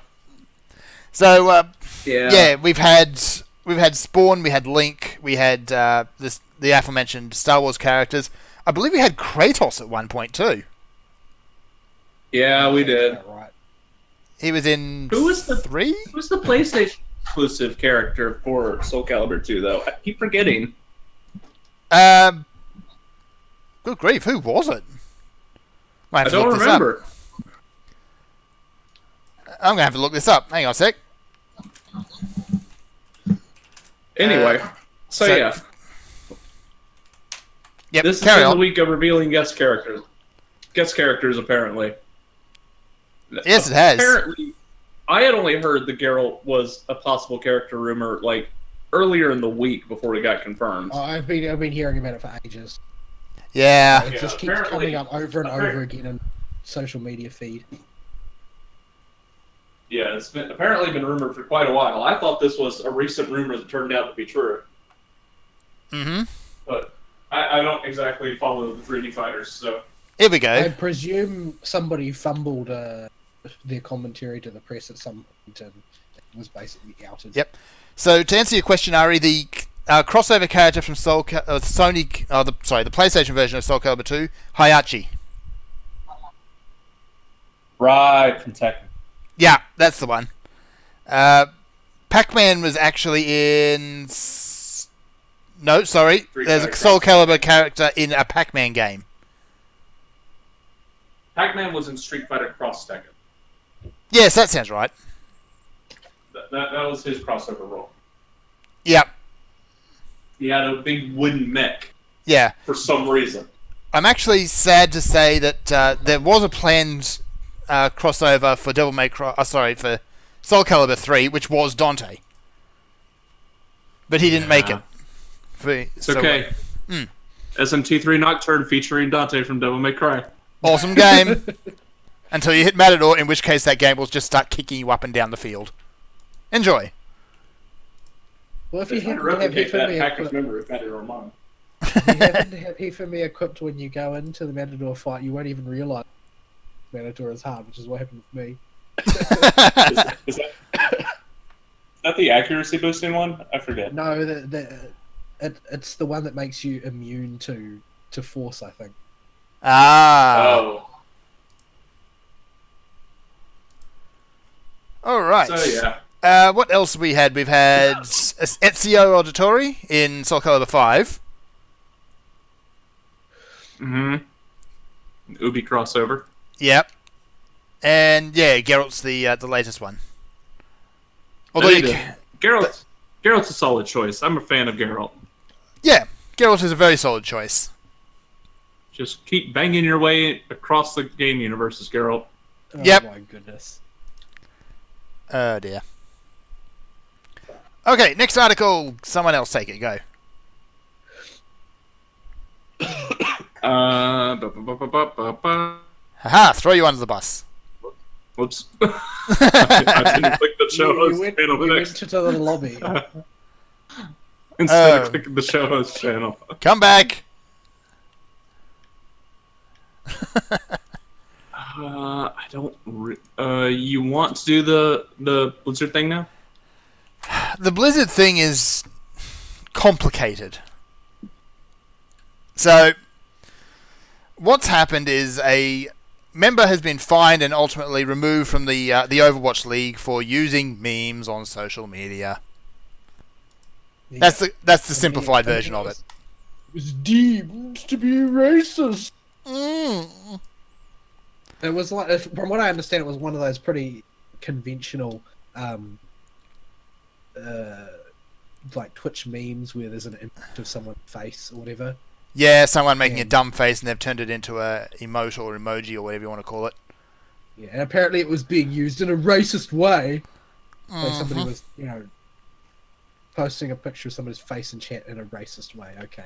Yeah. So, this is basically the benchmark of the way at present Blizzard is managing the Overwatch League.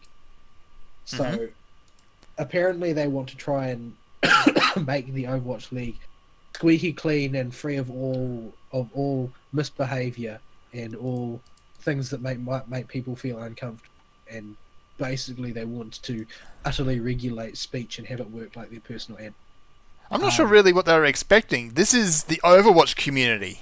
The Overwatch community is cancer. There is... Well, the fact is that there are basically no online... Oh, hang on. You've cut out again. Yep. There are basically no online gaming communities that are cancer. True. Like, this is part of being an online gaming community, is that all of the least elements are there. Mm-hmm. And the people who will rise to the station of being a pro gamer are the people who have been most involved in that. So what do you think that they're like? So, yeah. This issue, though, is that this is not like in sports. In sports, the manufacturer of footballs doesn't control the speech of people who use them. Nope. Because Blizzard is in charge here, they, as the game developer, are going in and managing the content of the speech of people who play their games from outside the game. This isn't an action of the league, because the league is run by Blizzard. This is an action of a game developer who do not like somebody who is a public face associated with their game saying things that they don't like. So basically, if you want to play their game at a high level, you basically have to sell your soul to them. That's basically what they're asking for. Yeah. Yeah. The thing is that this seems like a very sort of the guy in question here seems like an easy mark, because from what I gather, he's a sort of a very average player of a team that is doing absolutely crap. Yeah. As far as the high flight teams go. And he has a long history of saying some pretty horrible things. You know, like most people who have spent a long internet. Yeah. Yeah. Like I can't help but wonder what they would do if if a minor infraction of sort of like equal dubiousness is like, oh, we're using an emote in a racist manner. Like, I don't know what he was doing in order to use an emote in a racist manner, since the emote is an emote, but I wonder if it was somebody more important to them, they would have jumped on as quickly as all of this. But the long and short of it is that this guy's career as an esports player is over. Because he said something nasty on Twitch, I guess, in an unrelated forum. Yeah. So, yeah, the problem with this is that it is a sort of another piece of a puzzle of increasingly draconian speech. Twitch is probably the worst at present. Like, if you use the Twitch service at all, you can get banned from anything based on anything that you say in any. Mm-hmm.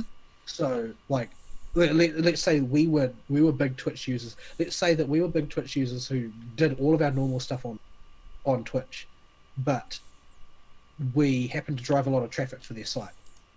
Then they could comb through all the stuff that we've said on the show, no matter what forum we did it on, whether it was find something they didn't like and ban us from Twitch on that. Oh, we wouldn't last 5 minutes. Some No, of the things we've said. And it's not like a matter of, oh well, you said these things that are bad and therefore you can, like, you advocated gassing the Jews or something. Like, that's not what's required. What's required is for them to just not like you. I don't know. We fundamentally supported Gamergate. You know, the actual Gamergate, not the boogeyman. In my world, supporting Gamergate is not to saying you should gas the Jews. Not in your world, no. That's because you're sensible. Yes. Well, Different matter that's entirely. The thing, though, right? Because when you say something as your judgment criterion, like use and emote in a racist manner, that means that there is a hefty amount of interpretation involved, whether or not it is a transparent one. Mm-hmm.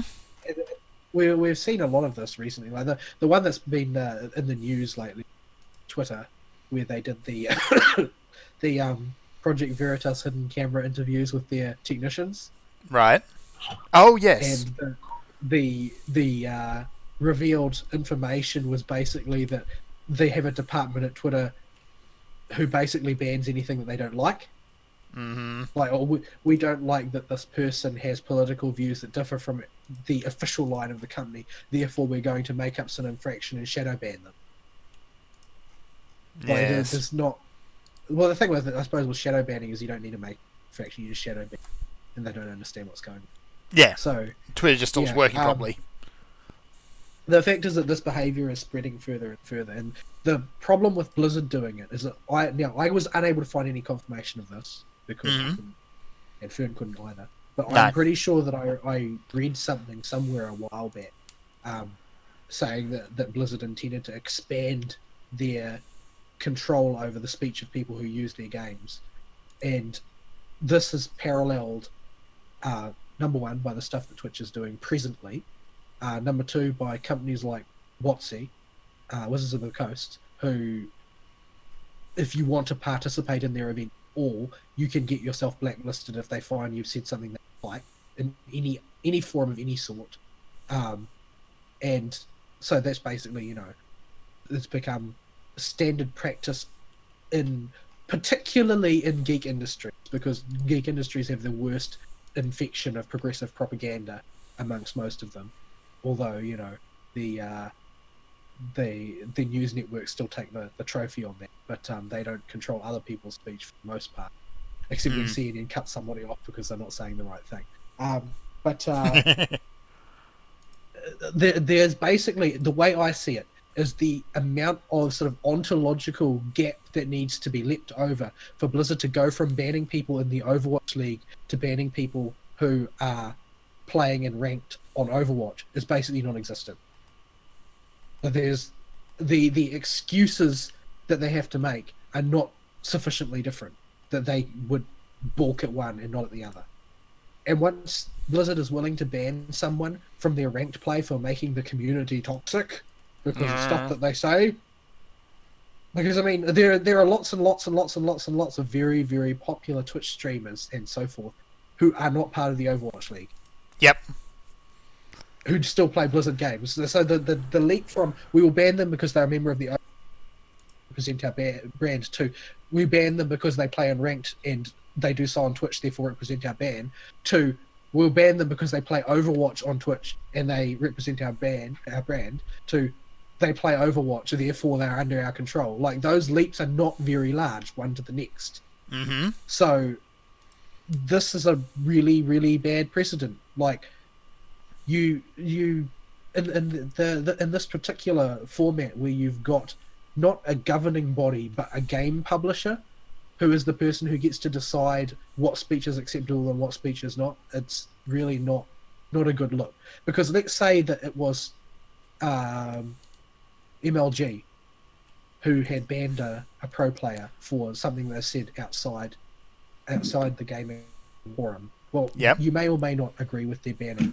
However, they can't extend that to other people who play the game. No. The game developer can.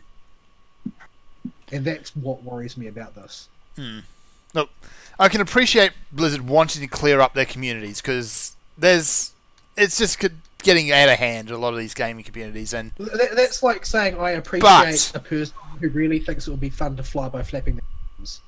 yeah, well, not quite. It's doable, but good grief, this isn't it.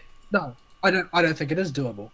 I don't think it's doable at all. I think that what you have left, once you take that hardline stance and you lay down your rules, like you cannot be mean, there's no way to stop that line moving. Yeah, especially with something that vague, which is what we'll end up with. And honestly, I don't really think that there would be that nobody would watch competitive gaming if there was no trash talk ever. No, that's true. I don't know, what would the FGC community be, Ari, if no talked to anyone else? I mean, Watchable. Heels and faces are a thing that exists in the FGC. That we have, it's like a pro wrestling community. If you couldn't have that type of community, all the hardcore people would quit. They would stop watching. Yeah. The part of the momentum of that scene comes from who you are cheering and who you are booing. Mm-hmm. But let's say that, they decide that, they need to clean up mourns. What are they going to... Everybody loved to hate Marn. He was a douche. Yeah. If you have a squeaky clean league, you'll wind up with what is the football leagues on boring seasons with nothing happening, when nobody cares that isn't a die-hard football fan.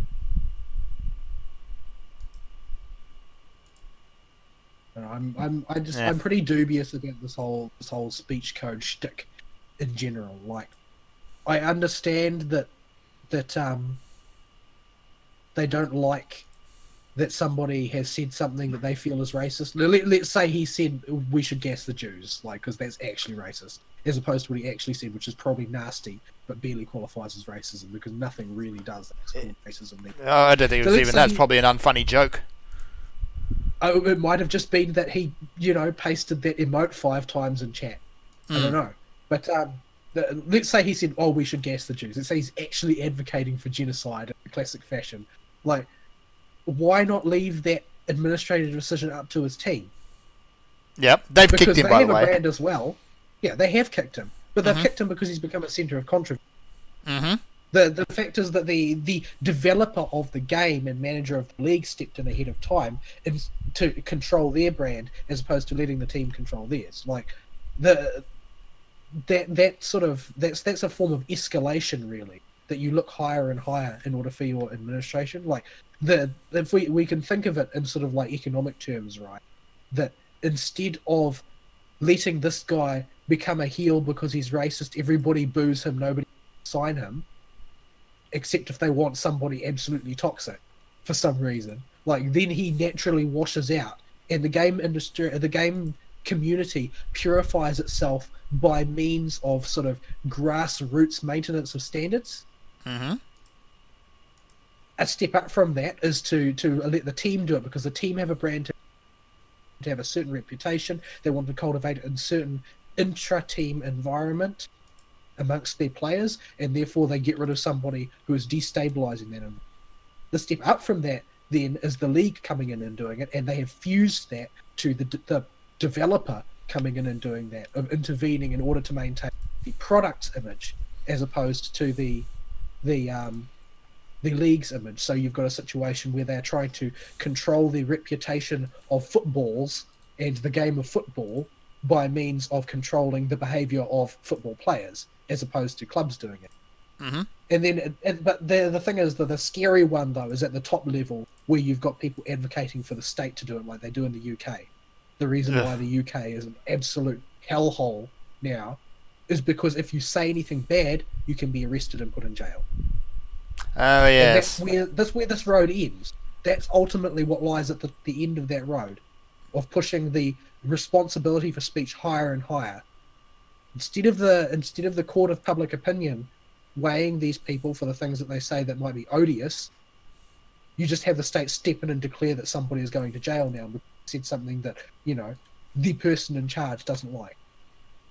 Because my feels. That's why these things are a problem. Escalation is a problem. All right. So yeah, that's a whole mess. That thing. Ugh. Do we have anything else for this week?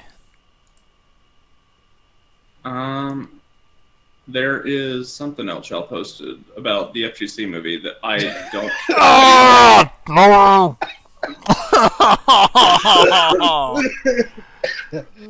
Why is this actually happening?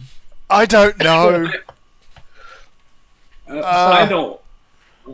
I am mad that one of the players I liked is involved in it. Justin Wong used to be a player I liked and followed, and he's like a central figure in this thing. He's making a film debut. He's an esports player going into film. Good grief. Now, to be fair, Justin Wong is probably one of the most popular esport players, especially in the FGC. He's had memes made about him ad nauseum, even outside the FGC. He's so popular because he was the dude that did the famous Daigo parry, where a guy managed to parry all 27 hits of Chun-Li's super in Street Fighter 3. I've seen that. Even I've seen that footage. Yeah, this is that guy, the guy that did the parry. That's who Justin Wong is. And he's been really popular since then. He's been a heel, he's been a face, and right now he's been in the position of a face. He hasn't been a heel for a while. That's been Chris G and Filipino Champ, who's taken his spot there. But it used to be just Justin Wong won all the tournaments ever because he was that good. But yeah, he's part of a film. I don't know if he's the director or how this works, but yeah. Yeah. So that's not even the worst part about this whole thing is the fact that it actually exists.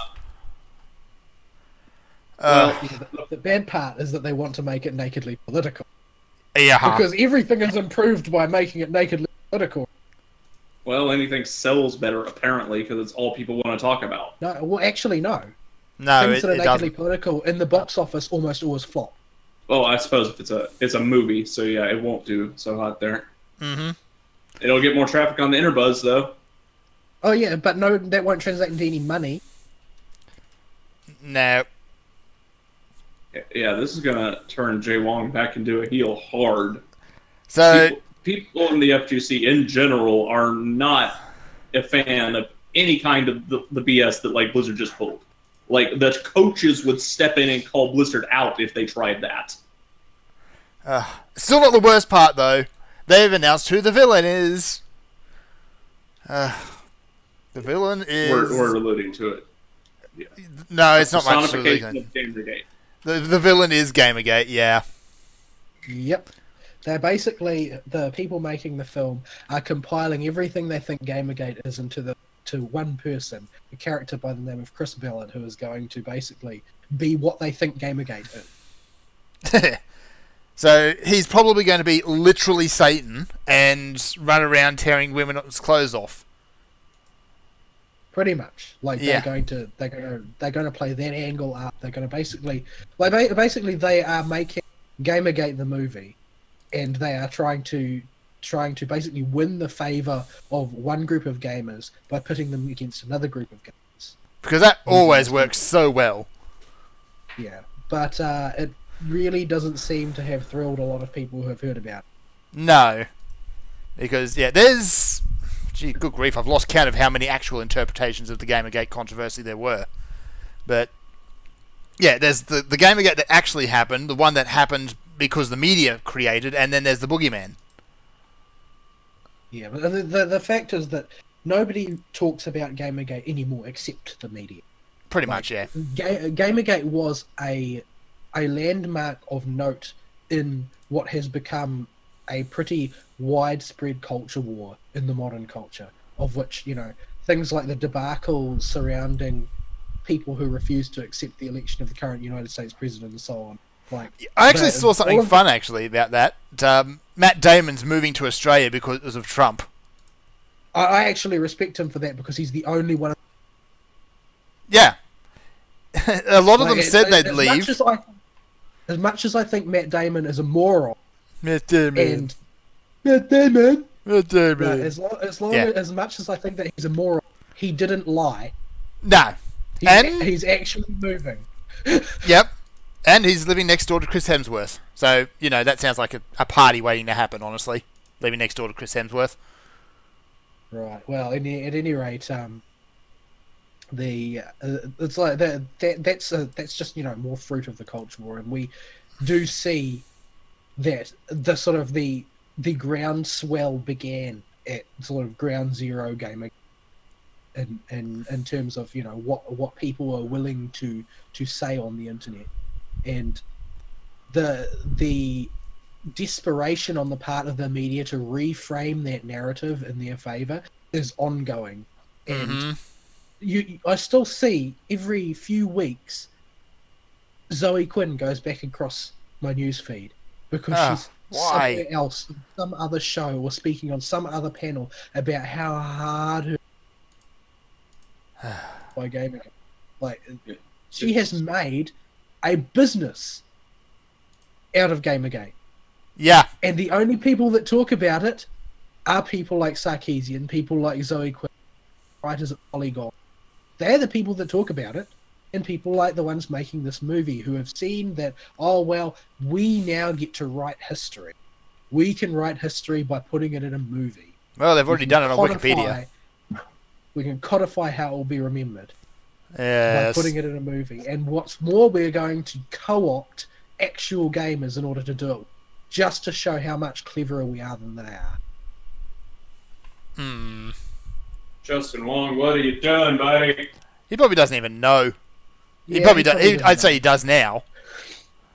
Yeah, probably. He's not going to be in the dark for, but they will probably waved wads of cash, and so yeah. Do it because money, because that solves everything. But yeah, I don't expect that this will do very well, because basically the only people in the world who are interested in pro gaming are gamers, and frankly there just aren't many people who play video games.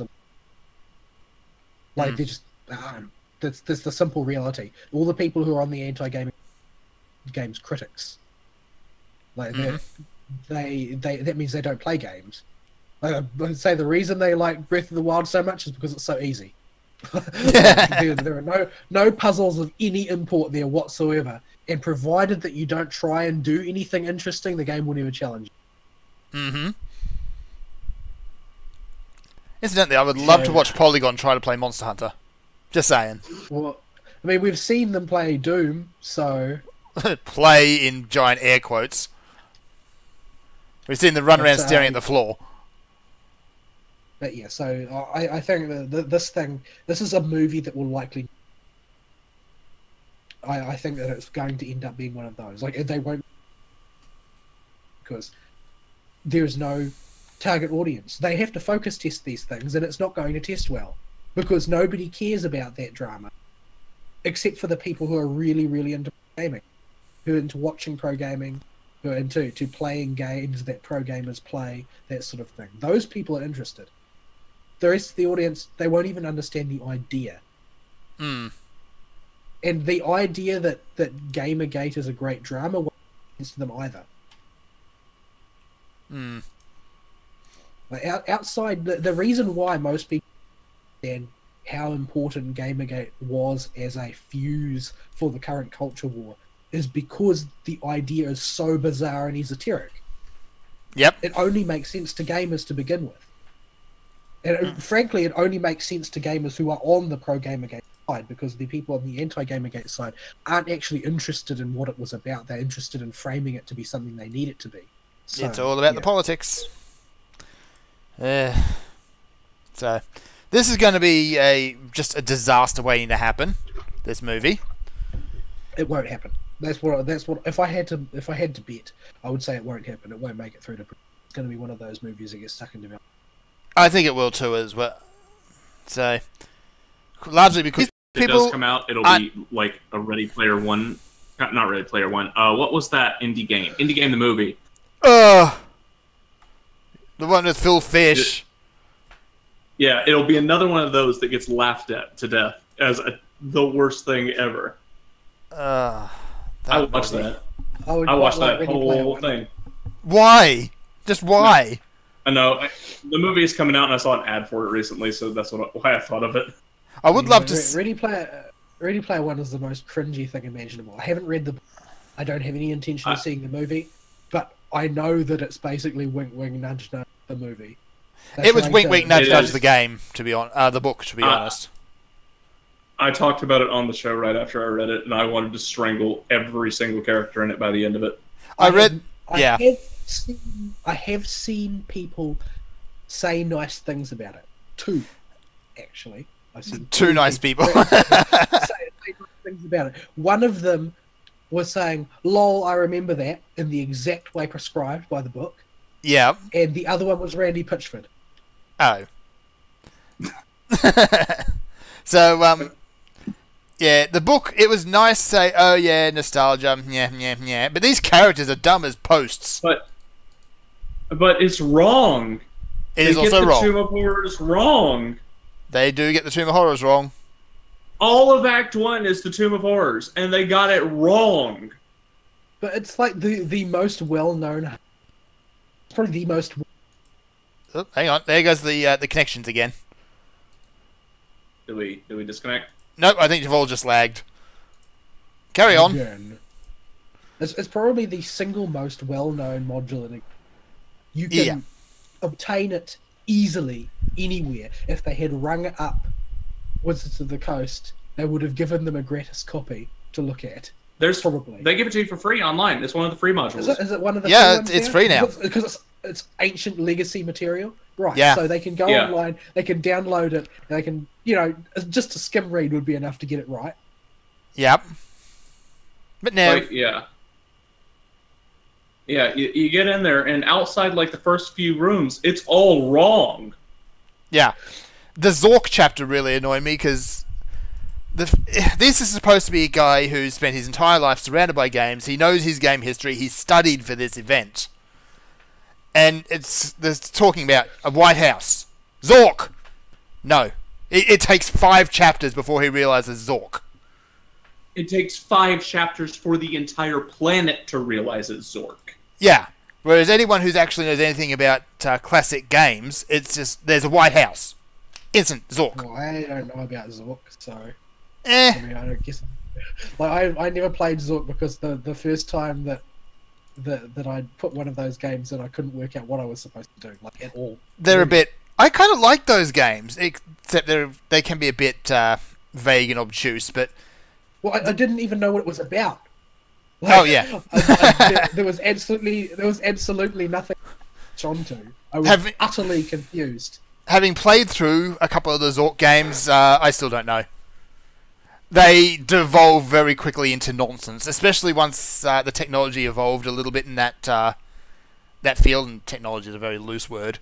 You can start entering commands and have your character do all kinds of incredibly bizarre things, or have the game just sass you for being dumb. And how many scenarios did the guy have time to sit down and account for with what you can enter in that text box? Yeah. By the last couple of text-only Zork games, that they accounted for just about everything. So you could do things like just eat random things, and could you get ye flask?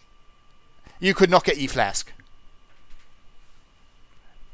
There was never actually yes, there was a ye flask you could get. No, never mind. So, anywho, yeah, Ready Player One. It was just why. How did a slip of my tongue turn into a semi-topic? I don't know. Well, because it's going to come out. It's going to come out soon, isn't it? The movie is, yes. I'm not watching that movie. That was a bad book. No, there's going to be another sort of cringy, embarrassing chapter in gaming's relationship with Hollywood. Let me take a quick look at it. There are only 2 moments in the book that are passable. One is the real-life gender reveal of one of the characters, which was done actually really well, and one is when a bomb goes off in real life at some point. Yep. Those are the only 2 parts of the book, and neither one of them has anything to do with what's going on in the actual story. Yeah, here we go. So the movie comes out in the US on March the 29th. It's getting a 7.9 rating on IMDb. Directed by Steven Spielberg. Oh, book was so bad. Who likes that book? Yeah. Actually, I knew a lot of people in VTW that said positive things about it, and that's why I gave it a shot. I liked it as a nostalgia trip. I did not like it as a story. I didn't like anything about it. I had that thing on while I was playing Dark Souls. And I'm starting to view anything that waves a banner with geek culture in it deep suspicion. Like, that's almost an automatic flag that it's going to be terrible. Because nobody who actually uses the phrase geek culture has any idea what comprises geek culture. No. Or the fact that most geeks will say they're nerds anyway. And they don't actually advertise it. They sit in the basement. I don't know that there's a consensus on that. I don't think it matters. I think that the issue is that geek culture, as it exists in the way the phrase is used in the modern day, has exactly one meaning, and that's crass consumerism. Funko Pops. All that geek culture means now is that they spend lots of money on lots of things, and more point, that is, lots of money on pointless crap. That is the key function of the gamer, is fundamentally to consume material, but the fact is that you don't build a culture around that. Like, cultures tend to be sort of like, emergent things, but you can't sort of artificially construct one like that. You can't, like, Funko Pops are not, they're not an outgrowth from any of the things that they are derived. They're an outgrowth of pure consumerism. The desire to spend money on things in order to build a particular image. They're a fashion item. They have nothing to do with video games or comics or movies or anything. Big Bang Theory. They license the right to they license the right to a likeness. Yeah. It's one of the things that really gets my goat up about Big Bang Theory. Like, people say, this is the nerd culture. No, it is not. The only people who say that are people who don't know culture, though. That show is, I find, deeply offensive. And, not... I find... offensive. Everything about the phrase geek culture just makes me cringe when I hear it. I think the word nerdy hobbies or geek hobbyist would be better. Well, it fits better. I think that it's because of there's a form of degeneration, because the classic conception of a hobby prior to the existence of quote geek culture unquote was that it requires production. Like, a hobby requires you to manifest something that didn't exist before, and geek culture happens to contain a lot of methods of don't really involve that. As I said, video gaming, for instance, something that I love, is largely consumptive. You largely consume. You're handed material in exchange for your money, and you consume it. It's not like other forms of entertainment. Like in sports, you have to manifest a game in the real world in order to do it. In music, you have to manifest music in the real world in order to do it, and so on and so forth. Geek culture is vulnerable to this sort of exploitation because it is so heavily based on consumerism, because it is so dependent on buying things, that buying things can unfortunately become the culture.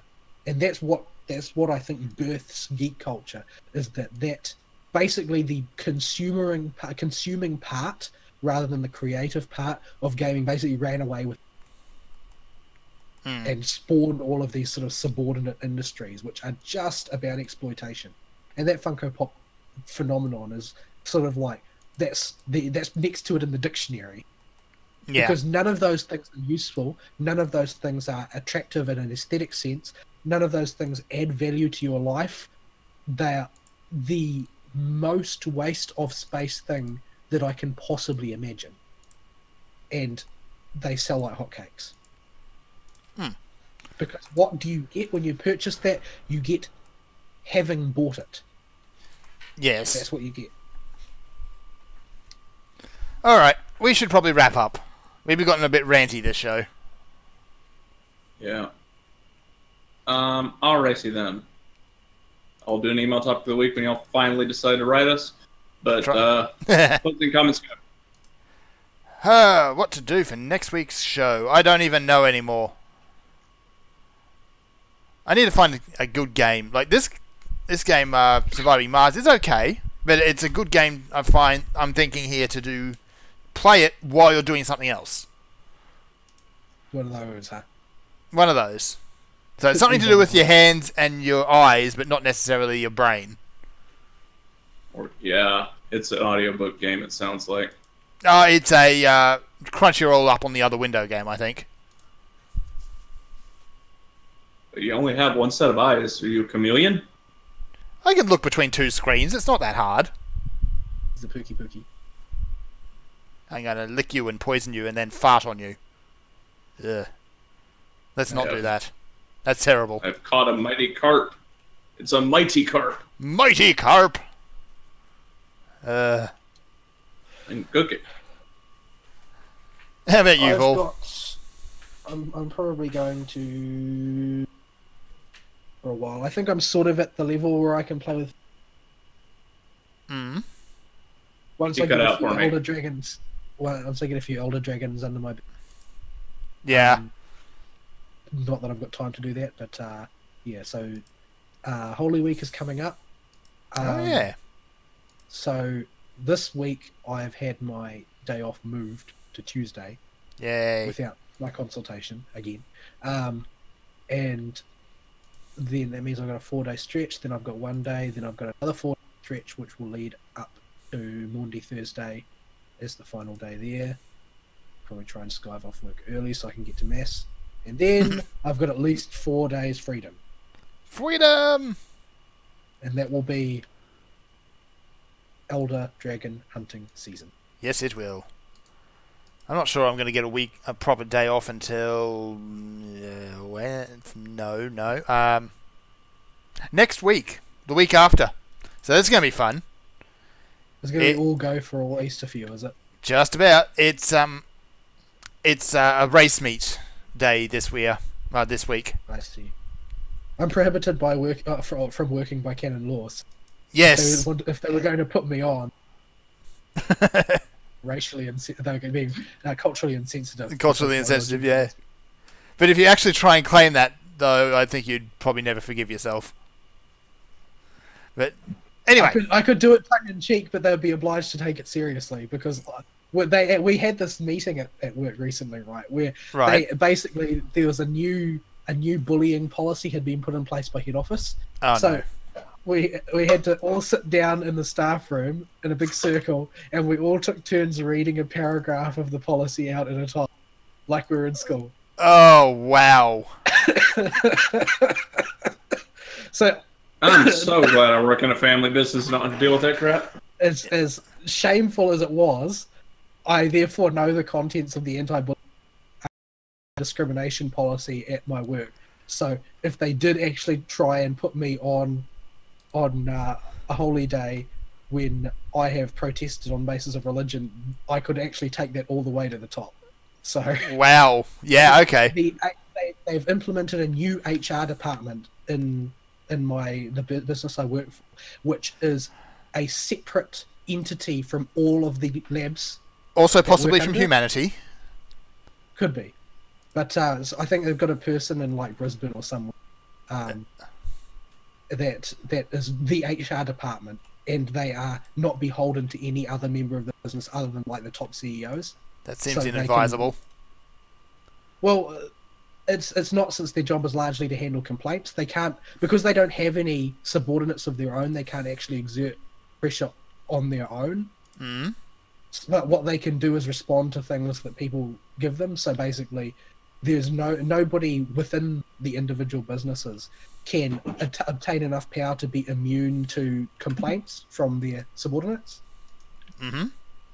That's the idea anyway. I don't know how it'll execute. They've never had a proper HR department before, which has made HR kind of chaos. Like HR departments are usually horrible, but if you don't have one at all, then it tends to cause problems. Yeah. So you occasionally need to hire lizard people. Yeah. And that's Like what that starts your guy HR who department. runs Ugh. That guy that runs Facebook is a lizard person, isn't he? I don't know, maybe. Or he's Like, just if a you raging look at- ass. What's his name again? Zuckerberg?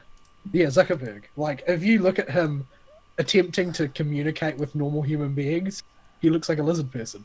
Does a bit. Like, he doesn't understand human beings at all. I made a lizard person in Divinity. My character's a lizard person. She's a pink lizard person. Yeah, but I think my flatmate played the lizard person, but he got really mad at the ending. He said that there was part of his storyline was that there was a guy who had been trying to kill him every day, basically since his birth, and had failed every time. And then you were supposed to basically view him as a threat at the end. But all my flatmates said that he could. All my friends said that he could think of was that this guy has tried to constantly kill me and has never managed to succeed. He has no capital left to threaten me with whatsoever. Wow. That sounds Anyway. like the Red Prince's lizard person story. But yeah, I'm a custom lizard person. I'm a Yay. pink lizard girl. They can dig with no shovel. Because that's the whole reason I picked that dang race. Sounds Unfortunately, handy. thanks to the anime Overlord, I can't think of lizard people anymore without thinking of the lizard sex.